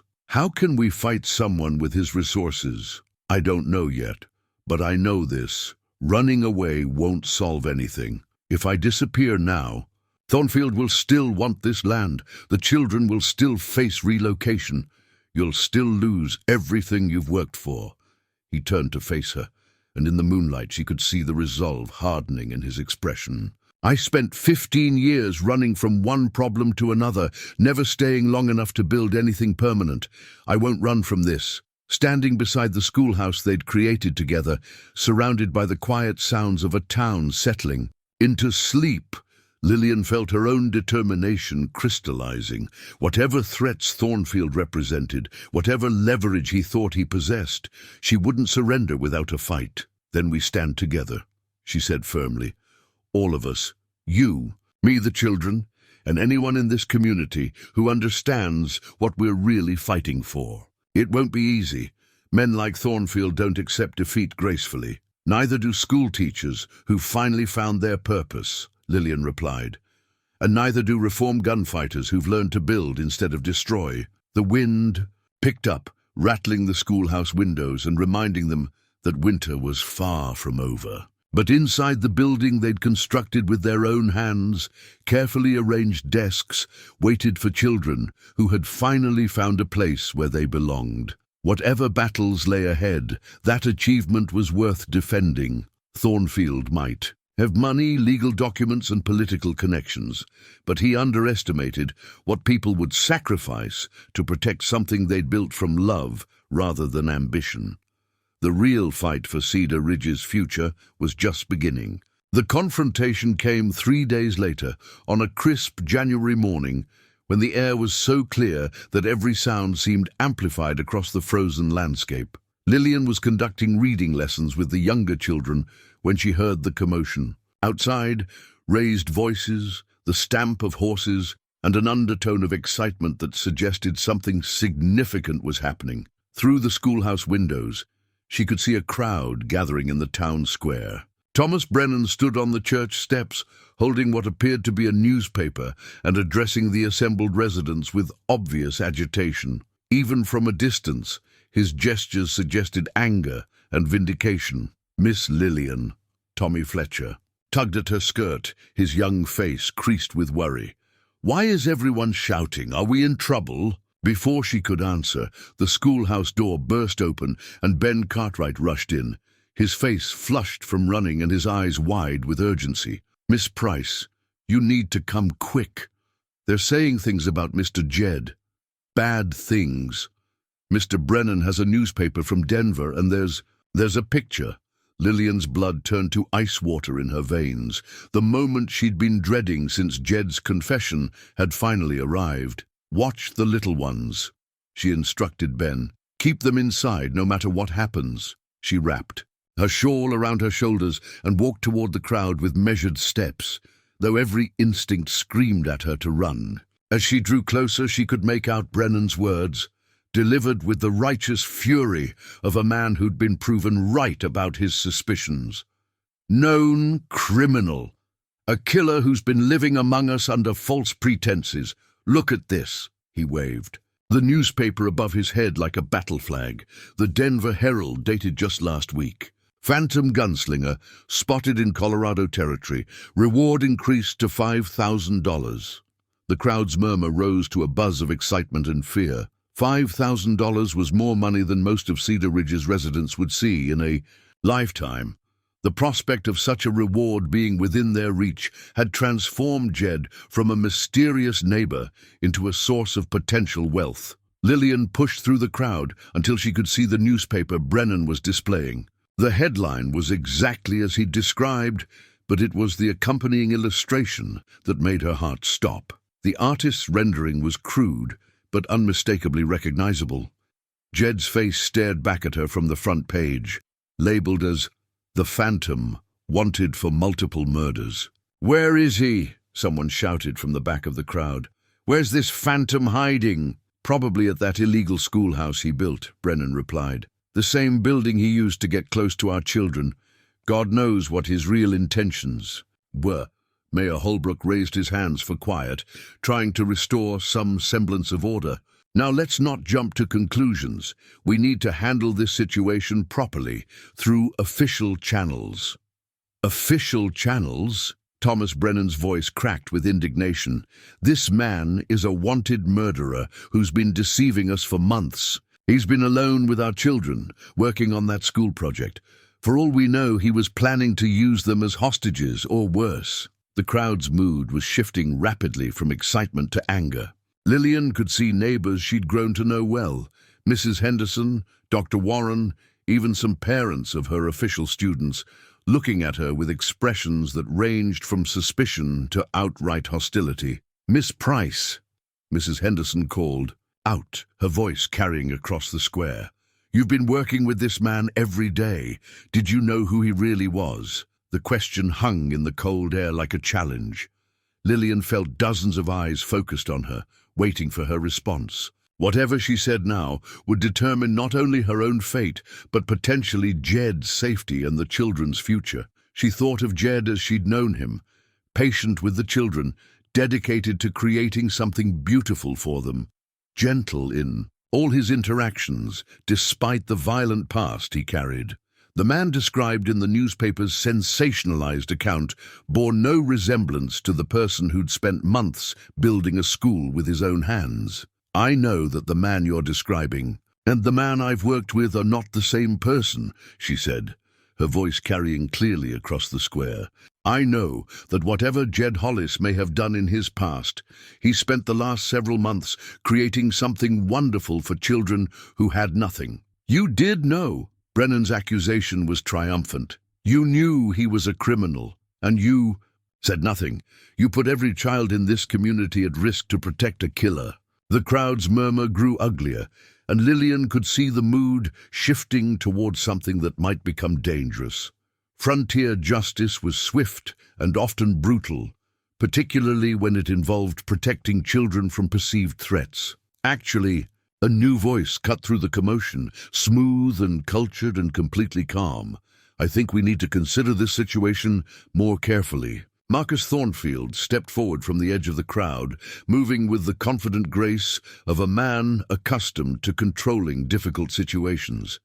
He'd clearly been listening to the entire confrontation, waiting for the optimal moment to insert himself into the drama. "Mr. Thornfield," Mayor Holbrook said with obvious relief, "perhaps you could help us understand the legal implications of this situation." "Certainly. But first, I think we should examine this newspaper more carefully." Thornfield produced a copy of his own, unfolding it with deliberate precision. "You'll notice that while the reward notice is quite prominent, the actual details are rather sparse. Wanted for questioning in connection with multiple murders, not wanted for committing multiple murders." He paused to let this distinction sink in before continuing. "I took the liberty of contacting some associates in Denver who have access to territorial law enforcement records. The situation regarding this phantom character is more complex than it initially appears." Lillian watched Thornfield's performance with growing unease. His intervention seemed helpful on the surface, but she couldn't shake the feeling that he was manipulating the situation for his own purposes. "According to my sources," Thornfield continued, "the Phantom was indeed a known gunfighter, but the current warrant stems from a specific incident in New Mexico territory. A family was murdered under circumstances that suggested professional execution, and witnesses claimed to see the Phantom at the scene." "There, you see," Brennan interjected. "He killed a family, children." "Ah, but here's where it becomes interesting," Thornfield said, raising a finger to emphasize his point. "Subsequent investigation revealed inconsistencies in the witness testimonies. Some evidence suggested that the Phantom may have been attempting to warn the family rather than harm them. The case remains officially open because there are serious questions about what actually happened." The crowd's mood shifted again, confusion replacing certainty. The clear moral lines that had seemed so obvious moments before were becoming blurred by competing narratives and incomplete information. "But he's still wanted," Dr. Warren pointed out, "still dangerous, perhaps. Or perhaps he's a man trying to escape a past that may not be entirely of his own making." Thornfield's voice carried the authority of someone accustomed to being believed. "In either case, I don't think mob justice serves anyone's interests here." Lillian found herself in the surreal position of being grateful to Thornfield for defending Jed, even while suspecting that his motives were entirely self-serving. The wealthy developer clearly had his own agenda, but for the moment, his interests aligned with protecting Jed from immediate violence. "What do you suggest we do?" Mayor Holbrook asked. "I suggest we handle this situation like civilized people rather than a lynch mob," Thornfield replied. "The proper authorities should be notified, certainly. But until they arrive to investigate, this man deserves the same presumption of innocence we would want for ourselves." "And in the meantime," Brennan demanded, "we just let a potential killer wander freely through our community?" Thornfield smiled, and Lillian caught a glimpse of calculation behind his reasonable facade. "In the meantime, perhaps it would be appropriate for Mr. Hollis to remain somewhere where he can be properly supervised. I'd be happy to provide secure accommodation at my hotel until territorial authorities can sort this matter out." The offer sounded generous, but Lillian recognized it for what it really was, a way for Thornfield to gain control over Jed and, by extension, leverage over the entire situation.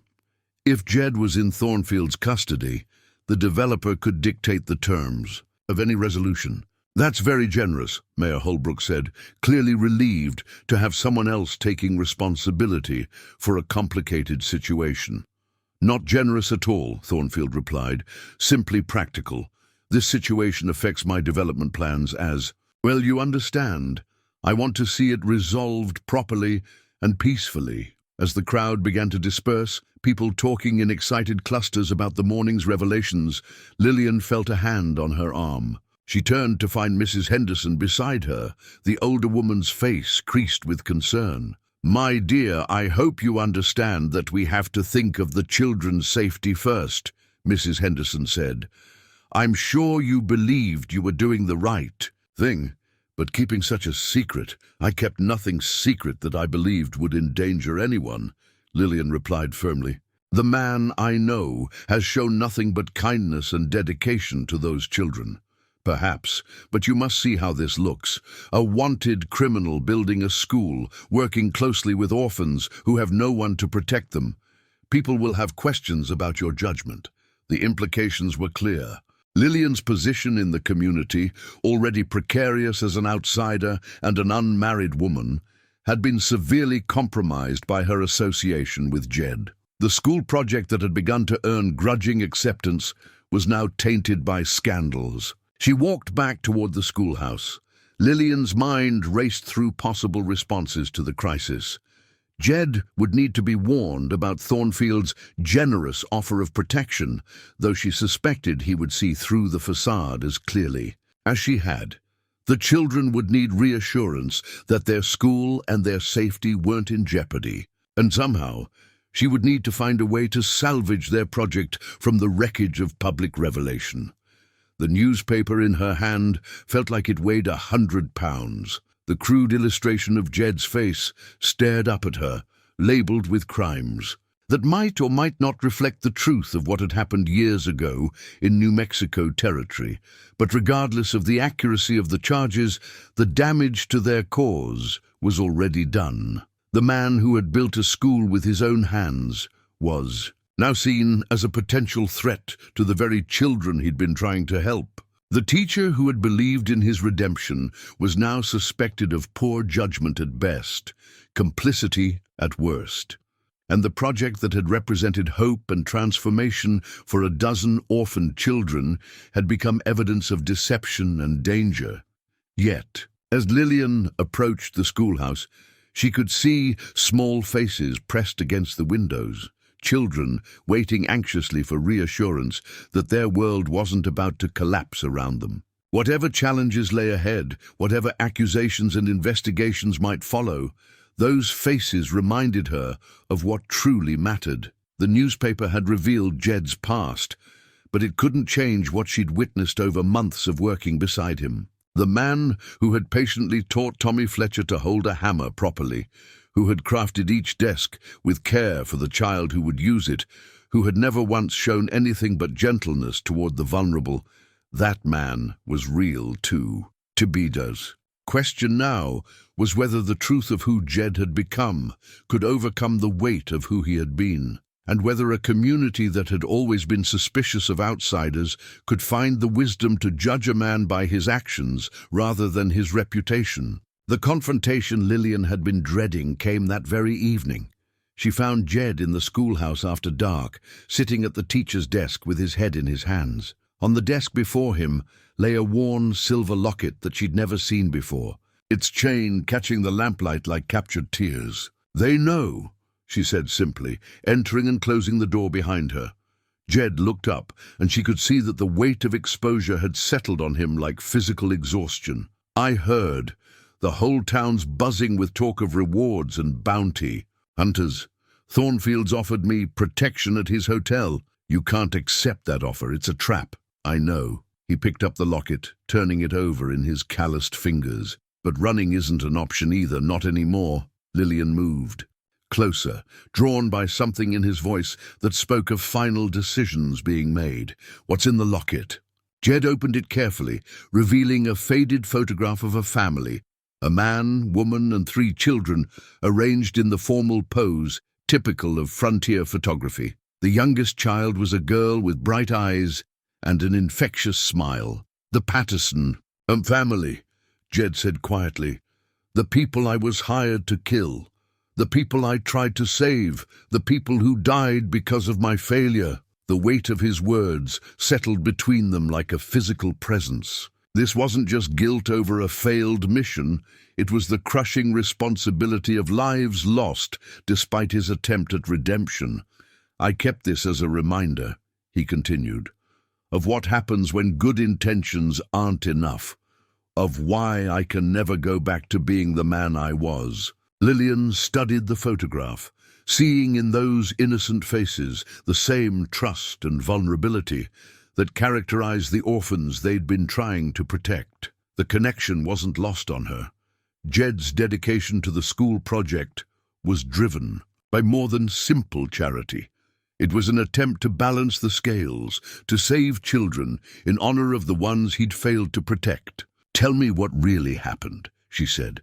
Jed was quiet for a long moment, his thumb tracing the edge of the locket. When he spoke, his voice carried the weight of a confession that had been years in the making. "Marcus Thornfield hired me to eliminate the Patterson family." The words hit Lillian like a physical blow. She sank into one of the student desks, her mind reeling with the implications. "Thornfield? Our Thornfield? The same man who's now offering me protection. The same man who wants to develop this land." Jed's laugh was bitter. He owned mineral rights that the Pattersons' water claim interfered with. Simple business problem requiring a permanent solution. The pieces were falling into place with horrible clarity. Thornfield's sudden appearance in Cedar Ridge, his detailed knowledge of local affairs, his specific interest in the school property, none of it was coincidental. "He followed you here," Lillian said. "Not followed, planned. Thornfield's the kind of man who never leaves loose ends untied. When I didn't complete the job and disappeared, I became a liability. He's been tracking me ever since, waiting for the right moment to eliminate that liability permanently." The newspaper article, planted. Notice how convenient the timing was.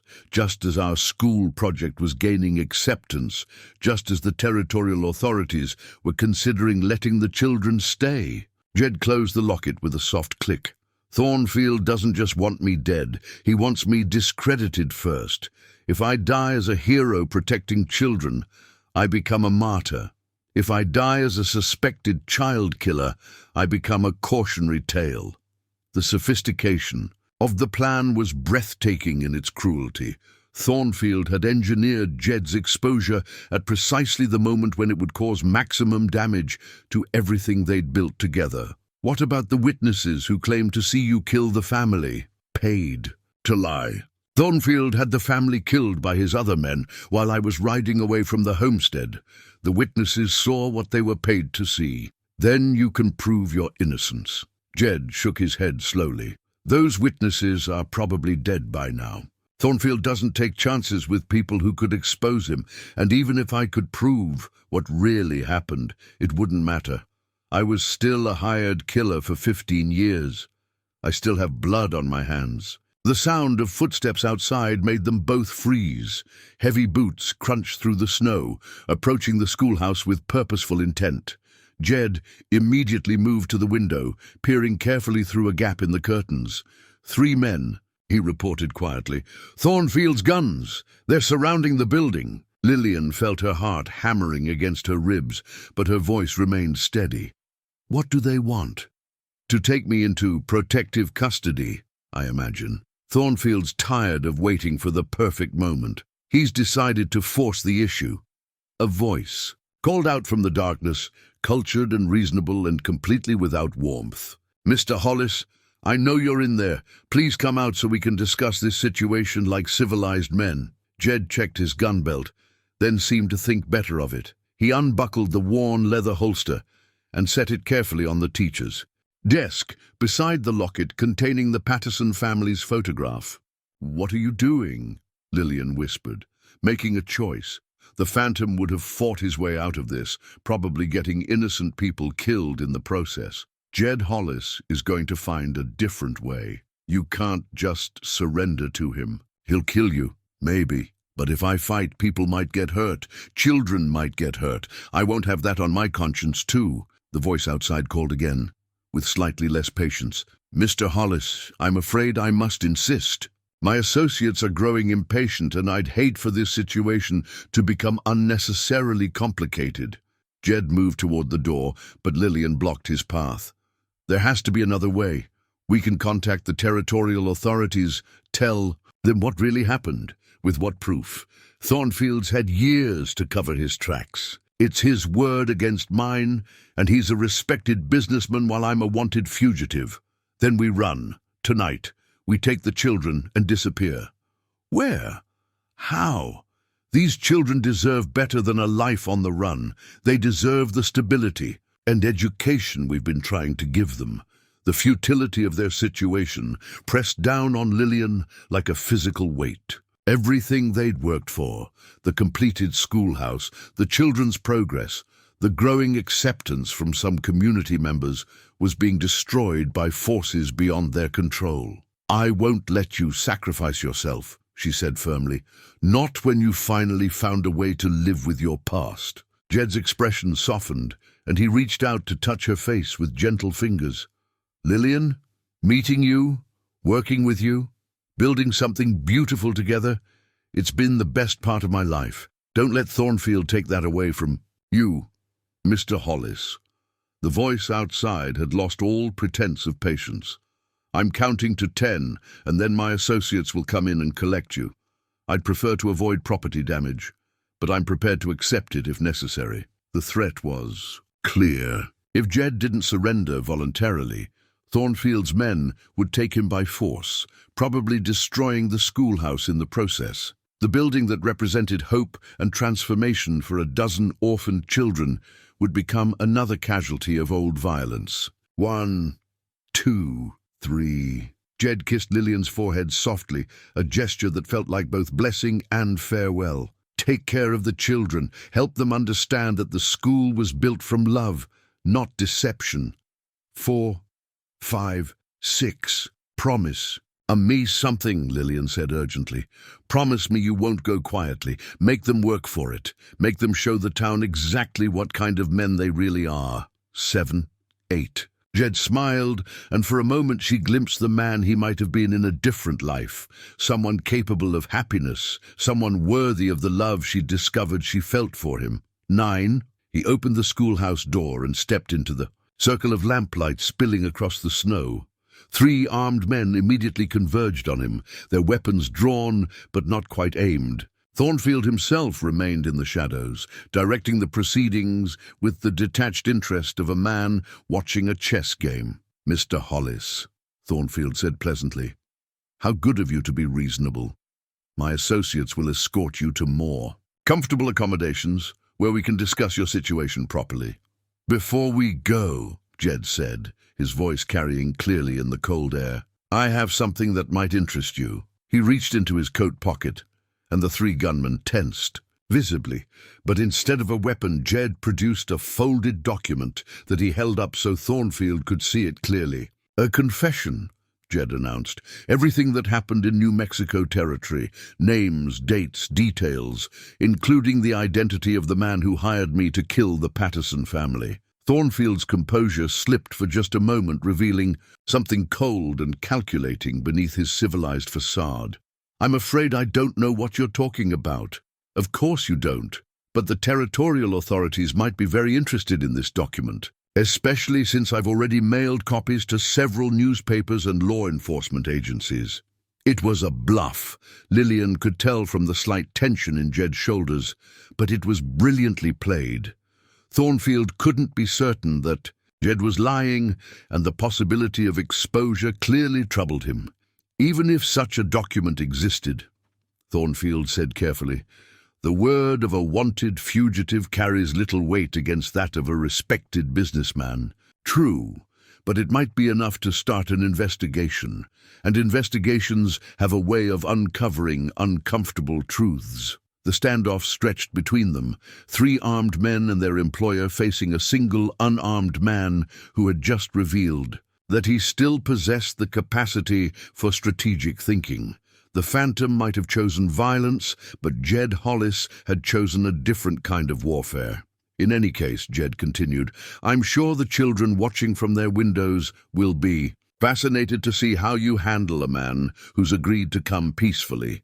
For the first time, Lillian noticed the small faces pressed against windows throughout the town. The orphans had gathered at Mrs. Garrett's boarding house, watching the drama unfold at their beloved schoolhouse. Other families had also come to their windows, drawn by the commotion and the obvious tension.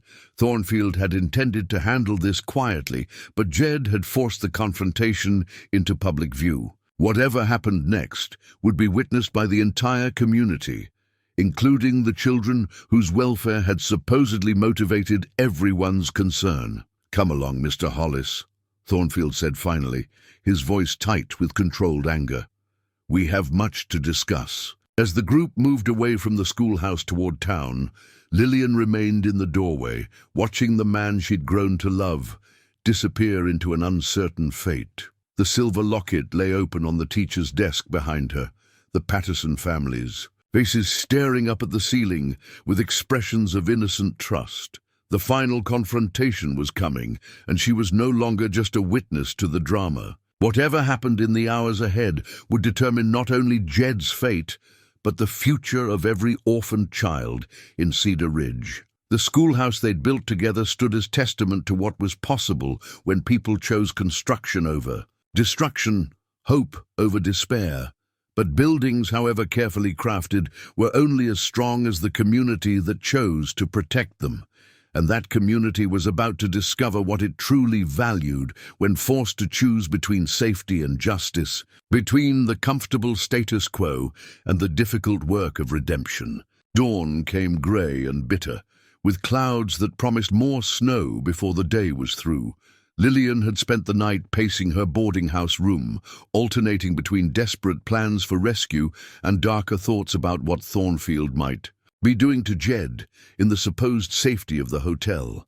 The town felt different in the pale morning light, charged with tension and whispering conversations that stopped whenever she drew near. Mrs. Henderson had been kind, but distant at breakfast, serving coffee and biscuits with the careful politeness reserved for guests who had overstayed their welcome. The other residents avoided eye contact entirely, as if association with Lillian might somehow taint them by connection to the scandal. "The children have been asking for you," Mrs. Henderson mentioned as she cleared away the barely touched meal. "Mrs. Garrett sent word that they're unsettled by yesterday's events."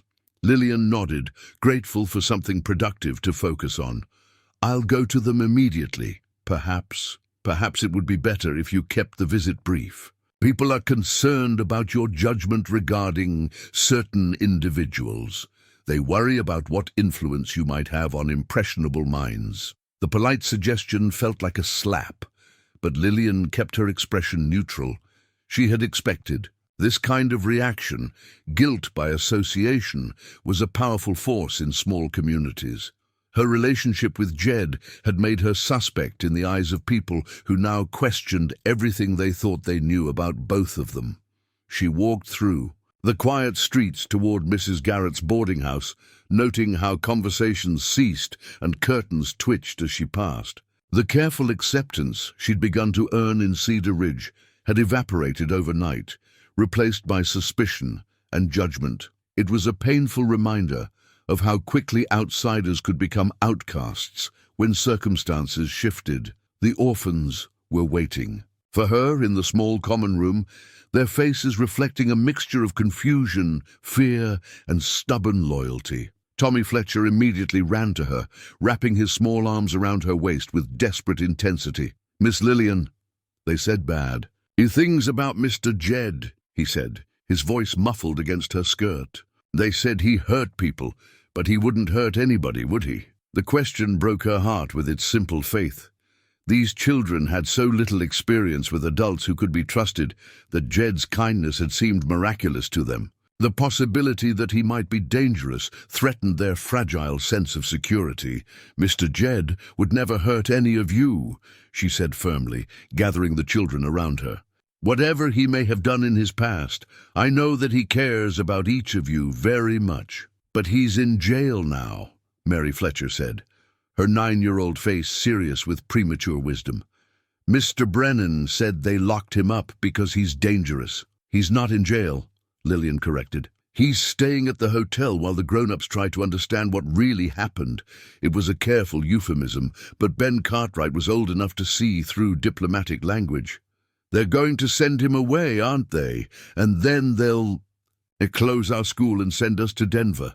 The stark assessment hung in the air like a death sentence. Ben understood better than the younger children how precarious their situation had always been. Jed's exposure as a wanted man had provided the perfect excuse for those who had never wanted the school to succeed.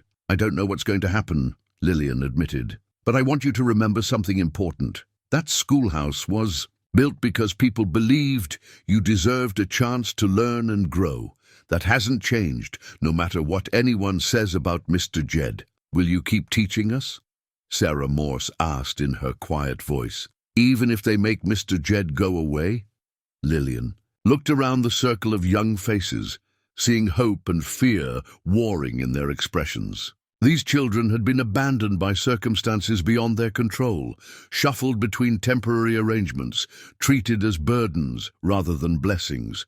The school had represented their first taste of stability and belonging. "I will keep teaching you as long as I'm able," she promised. "Whatever happens, you must remember that education belongs to you now. No one can take away what you've already learned." A commotion outside interrupted their conversation. Through the window, Lillian could see people gathering in the street, their attention focused on something happening near the hotel. The crowd was growing rapidly, with residents streaming from their homes and businesses to witness whatever drama was unfolding. "Stay here with Mrs. Garrett," Lillian instructed the children. "I'll find out what's happening and come back to tell you." She hurried toward the crowd, her heart hammering with dread about what she might discover. The worst scenarios played through her mind: Jed attempting escape, violence erupting, the situation spiraling beyond anyone's control. But what she found was something entirely different and far more ominous. Thornfield stood on the hotel's front porch, addressing the assembled crowd with the practiced ease of a political candidate. Beside him, 2 of his hired guns flanked a man in shackles who kept his head down and his face turned away from the crowd. "Citizens of Cedar Ridge," Thornfield was saying, his voice carrying clearly across the square, "I want to thank you for your patience as we've worked to resolve this unfortunate situation. As you can see, the wanted criminal known as the Phantom has been taken into custody." The man in shackles looked up then, and Lillian felt the world tilt beneath her feet. It wasn't Jed. The prisoner was roughly the same height and build with similar dark hair, but his face was that of a stranger, a Odd-featured man who moved with the wary caution of someone accustomed to violence. This morning, acting on information provided by concerned citizens, my associates were able to apprehend this dangerous fugitive. He will be transported to Denver immediately to face justice for his crimes. Applause rippled through the crowd, mixed with expressions of relief and self-congratulation. The people of Cedar Ridge were being presented with a convenient resolution to their crisis. The dangerous criminal removed, the threat eliminated, their community restored to safety. But Lillian understood what she was witnessing. Thornfield had produced a substitute, some unfortunate man who resembled Jed enough to serve as a body double. The real Jed was nowhere to be seen, which meant he was either dead or being held somewhere else entirely. Mr. Thornfield, Mayor Holbrook, called out, "What about the unauthorized school building? Will this resolve the complications with the territorial authorities?"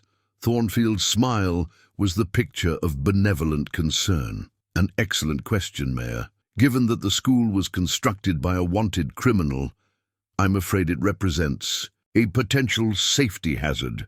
My engineers have examined the structure and found several serious defects that could endanger anyone who might use the building." The lie was delivered with such smooth confidence that Lillian could see people nodding in agreement. The schoolhouse that Jed had crafted with meticulous care was being dismissed as dangerous construction, providing justification for its removal. Therefore, Thornfield continued, "I'm prepared to have the building demolished at my own expense, clearing the way for the beneficial development we discussed previously. The children, of course, will be much better served by the territorial authorities' centralized facilities in Denver." Everything was falling into place exactly as Thornfield had planned. The school would be destroyed, the children relocated, and any evidence of what had really happened would disappear along with the building.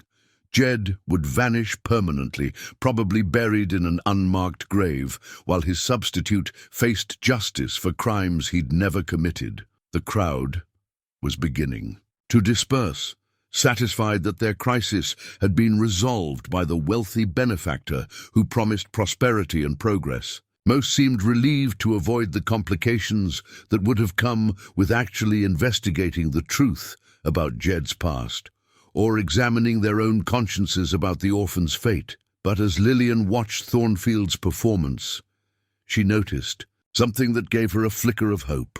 Near the back of the crowd, partially hidden by the press of bodies, she glimpsed a familiar figure. Ben Cartwright stood with several other older orphans, their faces grim with understanding that the adults around them seemed to lack. The children knew this was wrong.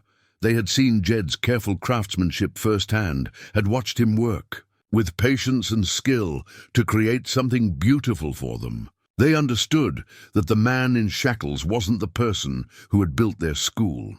As the crowd continued to thin, Lillian caught Ben's eye and nodded almost imperceptibly toward the alley behind the general store. He gathered the other children with subtle gestures, and they began moving away from the square with the practiced invisibility of young people accustomed to being overlooked by adults. Lillian made her own way to the alley, taking a circuitous route to avoid drawing attention. When she arrived, she found Ben waiting with Mary Fletcher, the Morse twins, and two older orphans she recognized from her informal lessons. "That wasn't Mr. Jed," Ben said without preamble. "That man was bigger, and he moved different. Mr. Jed never slouched like that." "I know," Lillian replied. "Which means Mr. Jed is still somewhere else, probably in danger. What do we do?" Mary asked, her young face set with determination that reminded Lillian of Jed's own stubborn resolve. The question hung between them, loaded with possibility and peril. These children had more courage than most of the adults in Cedar Ridge, but they were still vulnerable and dependent on the very system that was failing them. "We find him," Lillian said, surprised by the certainty in her own voice. "And we prove what really happened, but it will be dangerous, and if we're caught, the consequences will be severe." Ben stepped forward, speaking for the group. "Miss Lillian, They're going to tear down our school and send us away, no matter what we do. At least this way, we're fighting for something instead of just giving up." Looking at their determined faces, young people who had already endured more than most adults, could imagine, Lillian felt her own resolve crystallizing.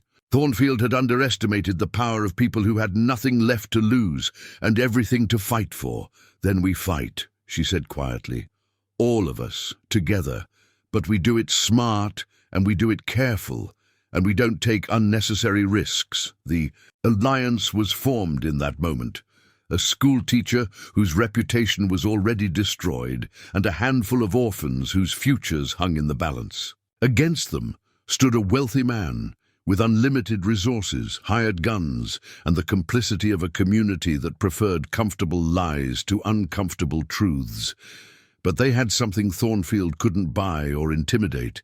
They knew Jed Hollis as he really was, not as the phantom he had been. And they understood that sometimes the most important battles were fought not by the powerful, but by those who simply refused to surrender what they loved. The plan they devised was born of desperation and the kind of reckless courage that comes from having nothing left to lose. While Thornfield's men focused on maintaining the charade in the town square, Lillian and the older orphans would search. For Jed, the younger children would serve as lookouts, their natural invisibility in adult spaces, making them perfect for gathering information without arousing suspicion. Ben had noticed something the adults had missed: fresh wheel tracks leading from the hotel's rear entrance toward the old mining claim on the ridge above town. The tracks were too heavy for a simple carriage, suggesting a wagon loaded with cargo, or a prisoner. "There's an abandoned mine office up there," Ben explained as they huddled in the alley. "Been empty for 2 years since the claim played out. If someone wanted to hide something, or someone, it would be perfect." Lillian felt sick thinking about Jed trapped in some dark, cold building, while Thornfield paraded his substitute through town. But the mining claim was at least 2 miles from Cedar Ridge, across rough terrain that would be treacherous in winter conditions. "I'll go," she said. "You children need to stay here where it's safe." "No, ma'am," Ben replied with quiet firmness. "We know those trails better than any adult in town. We've been exploring up there for years. Besides, if Mr. Thornfield's men are guarding him, you'll need help." The wisdom of his argument was undeniable, even as every maternal instinct screamed against involving children in something so dangerous. But these weren't ordinary children. They were survivors who had learned to navigate hostile environments. "Through wit and cooperation, Mary and I will create a distraction in town," Sarah Morse volunteered. "Something to keep people focused on the square while you're gone." "What kind of distraction?" Lillian asked warily. "The kind that gets adults arguing with each other instead of paying attention to what children are doing," Mary Fletcher said with a knowing smile. Within an hour, their improvised plan was in motion. Sarah and Mary had positioned themselves near the hotel, asking loud, persistent questions about when the bad man would be taken away and whether their school was really dangerous. Their innocent inquiries quickly drew other children, and soon a crowd of young voices was demanding answers from adults who found it increasingly difficult to maintain their comfortable certainties. Meanwhile, Lillian and Ben made their way up the winding trail toward the abandoned mining claim. The snow was deeper here, and the wind cut through their clothes with bitter intensity. But Ben moved with the confident familiarity of someone who had traveled this path many times, leading them through shortcuts that avoided the most exposed sections. As they climbed higher, the town spread out below them like a miniature village, smoke rising from chimneys and people moving through the streets in patterns that seemed almost choreographed from this distance. It was hard to believe that their entire world was contained in that small collection of buildings, that the fate of a dozen orphaned children could be decided by the actions of a few dozen adults. The mining claim occupied a natural shelf in the mountainside, sheltered from the worst of the wind, but commanding a clear view of the approaches. The main office building was larger than Lillian had expected, a solid log structure that had been built to withstand harsh winters and the occasional assault by claim jumpers. "There," Ben whispered, pointing toward the building. "Smoke from the chimney. Someone's definitely inside." They crept closer, using the scattered mining equipment and outbuildings for cover. The wheel tracks Ben had noticed were clearly visible in the snow, leading directly to the office door. More telling was the presence of 2 saddled horses tied behind the building. Thornfield's men were indeed here. Through a gap in the boarded windows, they could see lamplight and moving shadows. At least 2 men were inside, possibly more. The sound of voices carried faintly on the wind, but the words were indistinct. "How do we get him out?" Ben asked. Lillian studied the building, noting its solid construction and limited access points. A direct assault was out of the question. Even if they could overcome armed guards, the noise would alert Thornfield's other men in town. They needed something more subtle. "Fire," she said suddenly. "Not to burn the building, but to create smoke. Force them to come outside where we can see what we're dealing with." Ben's eyes lit up with understanding. "The old sluice box behind the office. It's full of dry wood and mining debris. If we set it burning, the smoke would blow right toward the building." It was a dangerous gamble, but their options were limited. They made their way carefully around the mining claim, using the scattered equipment for cover. The abandoned sluice box was exactly where Ben had described it. A wooden trough filled with debris that would burn readily once ignited. Lillian used matches from her coat pocket to kindle a small fire among the driest pieces of wood. The flames caught quickly, and within minutes, smoke was billowing toward the office building. The wind carried the acrid smell and grey clouds directly past the boarded windows. The reaction was immediate. Angry voices erupted from inside the building, followed by the sound of the door slamming open. 2 men emerged, coughing and cursing as they tried to determine the source of the smoke. "Damn wind must have caught some. Embers from the fireplace," one of them said. "Better put it out before it spreads." While the guards investigated the burning debris, Lillian and Ben circled around to the building's rear. A small window had been left unboarded, probably for ventilation. It was barely large enough for a person to squeeze through, but it offered their only chance of reaching Jed without confronting the guards directly. "I'll go in," Ben whispered. "I'm smaller and quieter." "Absolutely not. If something goes wrong, you'll be out here to get help. Besides, Mr. Jed's probably tied up. You couldn't lift him through that window even if you got inside." The logic was sound, even as it terrified her to send a 16-year-old boy into such danger. But Ben was already moving toward the window, testing its frame to see if it would open. The window yielded to careful pressure, swinging inward on hinges that had been recently oiled. Ben squeezed through the opening with the fluid grace of youth, disappearing into the dark interior of the building. Lillian waited in an agony of suspense, listening to the guards still arguing about the source of the smoke.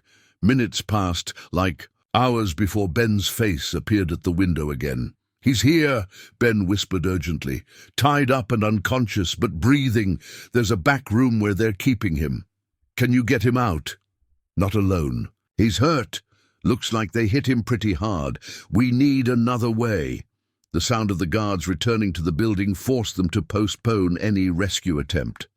Lillian and Ben retreated to a safe distance, watching as the men resumed their posts inside the office. They had confirmed Jed's location and condition, but actually freeing him would require more resources than the 2 of them possessed. "We need help," Lillian said finally.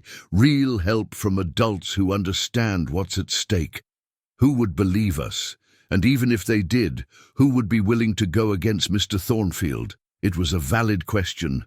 Most of Cedar Ridge's residents had already chosen sides, either supporting Thornfield's development plans or remaining neutral to avoid conflict. The few who might sympathize with their cause lacked the resources to challenge armed guards. But as they made their way back down the mountain trail, Lillian found herself thinking about the scene in the town square. Thornfield's performance had been masterful, But it had also revealed something important. He was working very hard to control the narrative, to shape public opinion, before anyone could ask uncomfortable questions. Men who were completely confident in their position didn't need to stage elaborate deceptions. Thornfield's careful orchestration suggested that he was more vulnerable than he appeared, that the right pressure applied at the right moment might crack his facade of respectability. "Ben," she said, as they reached the outskirts of town, "what would happen if people knew that the man they arrested wasn't really Mr. Jed? I guess they'd wonder where the real Mr. Jed was, and why Mr. Thornfield lied about catching him." "Exactly. And if they knew he was being held prisoner at the mining claim," Ben's understanding dawned slowly, "they'd want to know why Mr. Thornfield had him kidnapped instead of just turning him over to the law." The kernel of a plan was forming in Lillian's mind, not the desperate rescue attempt she'd initially envisioned, but something more strategic. Instead of trying to free Jed through stealth and violence, they would expose Thornfield's deception publicly and force the community to confront the truth about what was really happening.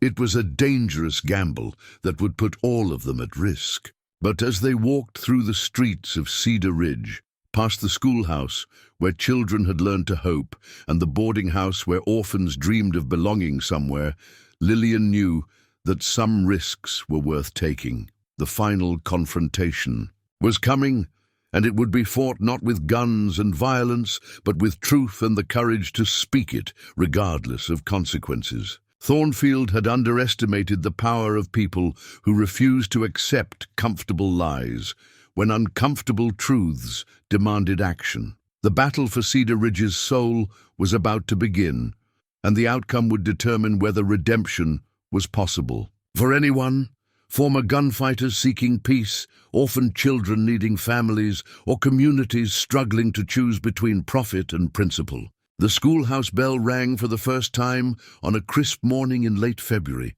its clear tone carrying across Cedar Ridge like a declaration of victory, hard won. Lillian stood in the doorway, watching as children streamed toward the building.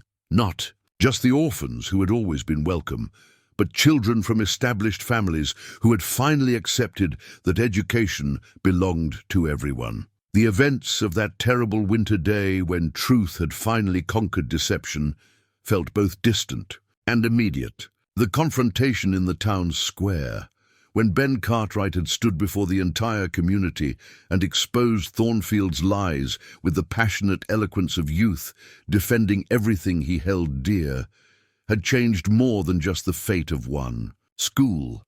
It had forced Cedar Ridge to examine its own conscience and choose what kind of community it wanted to become. Tommy Fletcher was among the first to arrive, his reading primer clutched proudly in hands that no longer shook with uncertainty.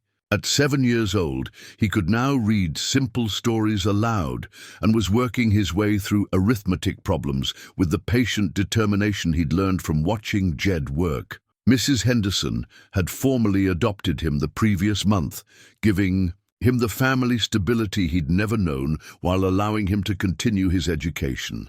Mary Fletcher followed close behind her younger brother, carrying the slate board she used to help other students with their lessons. At 10, she had discovered a natural gift for teaching that reminded everyone of Lillian's own calling. Dr. Warren had begun training her as his assistant, recognizing abilities that would have been wasted in the territorial system's institutional approach to orphan care.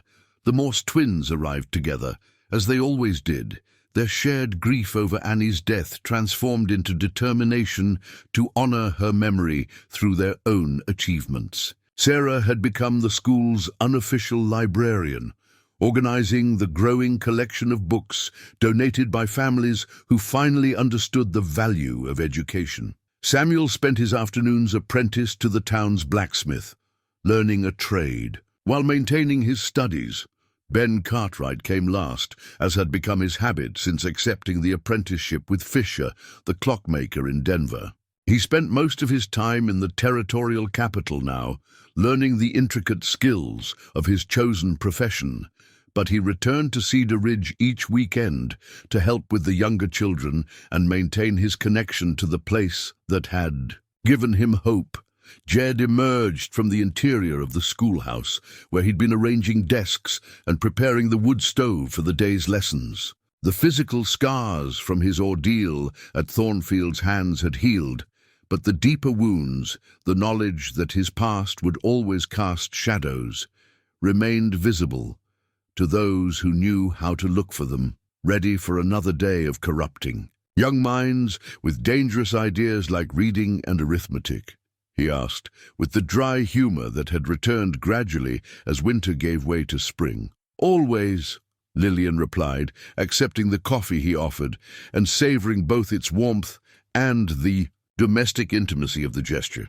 They had married in a simple ceremony the previous month, with the orphans serving as witnesses and Mrs. Garrett providing a wedding cake that had been more enthusiasm than skill, but perfect in its imperfection. The investigation that followed, Thornfield's exposure had revealed a network of corruption stretching from Colorado Territory to New Mexico, involving land fraud, murder, and the systematic elimination of anyone who threatened certain business interests. Thornfield himself had died during his arrest, shot while allegedly attempting to escape, though witnesses disagreed about whether he'd actually been armed. With his death, many questions would never be answered definitively. But enough evidence had emerged to exonerate Jed of the charges that had haunted him for years. The territorial authorities had quietly dropped the warrant, acknowledging that the case against him had been built on perjured testimony and manufactured evidence. The schoolhouse itself had become a symbol of what communities could accomplish when they chose cooperation over suspicion, investment over exploitation. The building fund, established after Thornfield's exposure, had grown large enough to support not only educational supplies, but also a small salary for Lillian, making her position sustainable rather than dependent on charity. More importantly, the orphans had found permanent homes throughout Cedar Ridge. Some, like Tommy, had been formally adopted. Others had been taken in as apprentices or household helpers, with arrangements that emphasized family membership rather than mere employment. All of them continued their education, proving that learning and practical work could complement rather than compete with each other. As the morning lessons began, Lillian found herself reflecting on the journey that had brought them to this moment. The widow, who had arrived in Cedar Ridge seeking only a teaching position, had discovered love, purpose, and the complex satisfaction of building something lasting from broken pieces. Jed had found something even more precious, proof that redemption was possible, that a man could change fundamentally and be accepted for who he had become, rather than condemned for who he had been. The schoolhouse stood as testament to his transformation, but more importantly, the children's laughter provided daily evidence that construction could triumph over destruction. The territorial inspector, when he finally arrived in April, had been impressed not only by the children's academic progress, but by their integration into the community. His report recommended Cedar Ridge as a model for frontier education, citing the successful partnership between formal instruction and practical apprenticeships. Education serves its highest purpose, he wrote, when it prepares young people not merely for examinations, but for meaningful participation in the communities that will shape their futures. But the true measure of their success wasn't found in official reports or administrative commendations. It was visible in Tommy's confident smile as he helped younger children with their reading, in Mary's gentle patience as she bandaged a classmate's scraped knee, in Ben's obvious pride as he showed off the pocket watch he'd crafted during his apprenticeship. The schoolhouse bell continued to ring each morning, calling children to lessons that went far beyond reading and arithmetic. They were learning that communities could change, that outsiders could become family, that the most important construction projects were built not with timber and nails, but with trust and determination. As evening settled over Cedar Ridge, Lillian and Jed walked home together through streets that had become familiar and welcoming. The town was prospering in ways that Thornfield's grandiose development plans could never have achieved. not through dramatic transformation, but through the steady accumulation of small improvements and growing connections. "Do you ever regret it?" Lillian asked as they paused to look back at the schoolhouse, its windows glowing warmly in the dusk.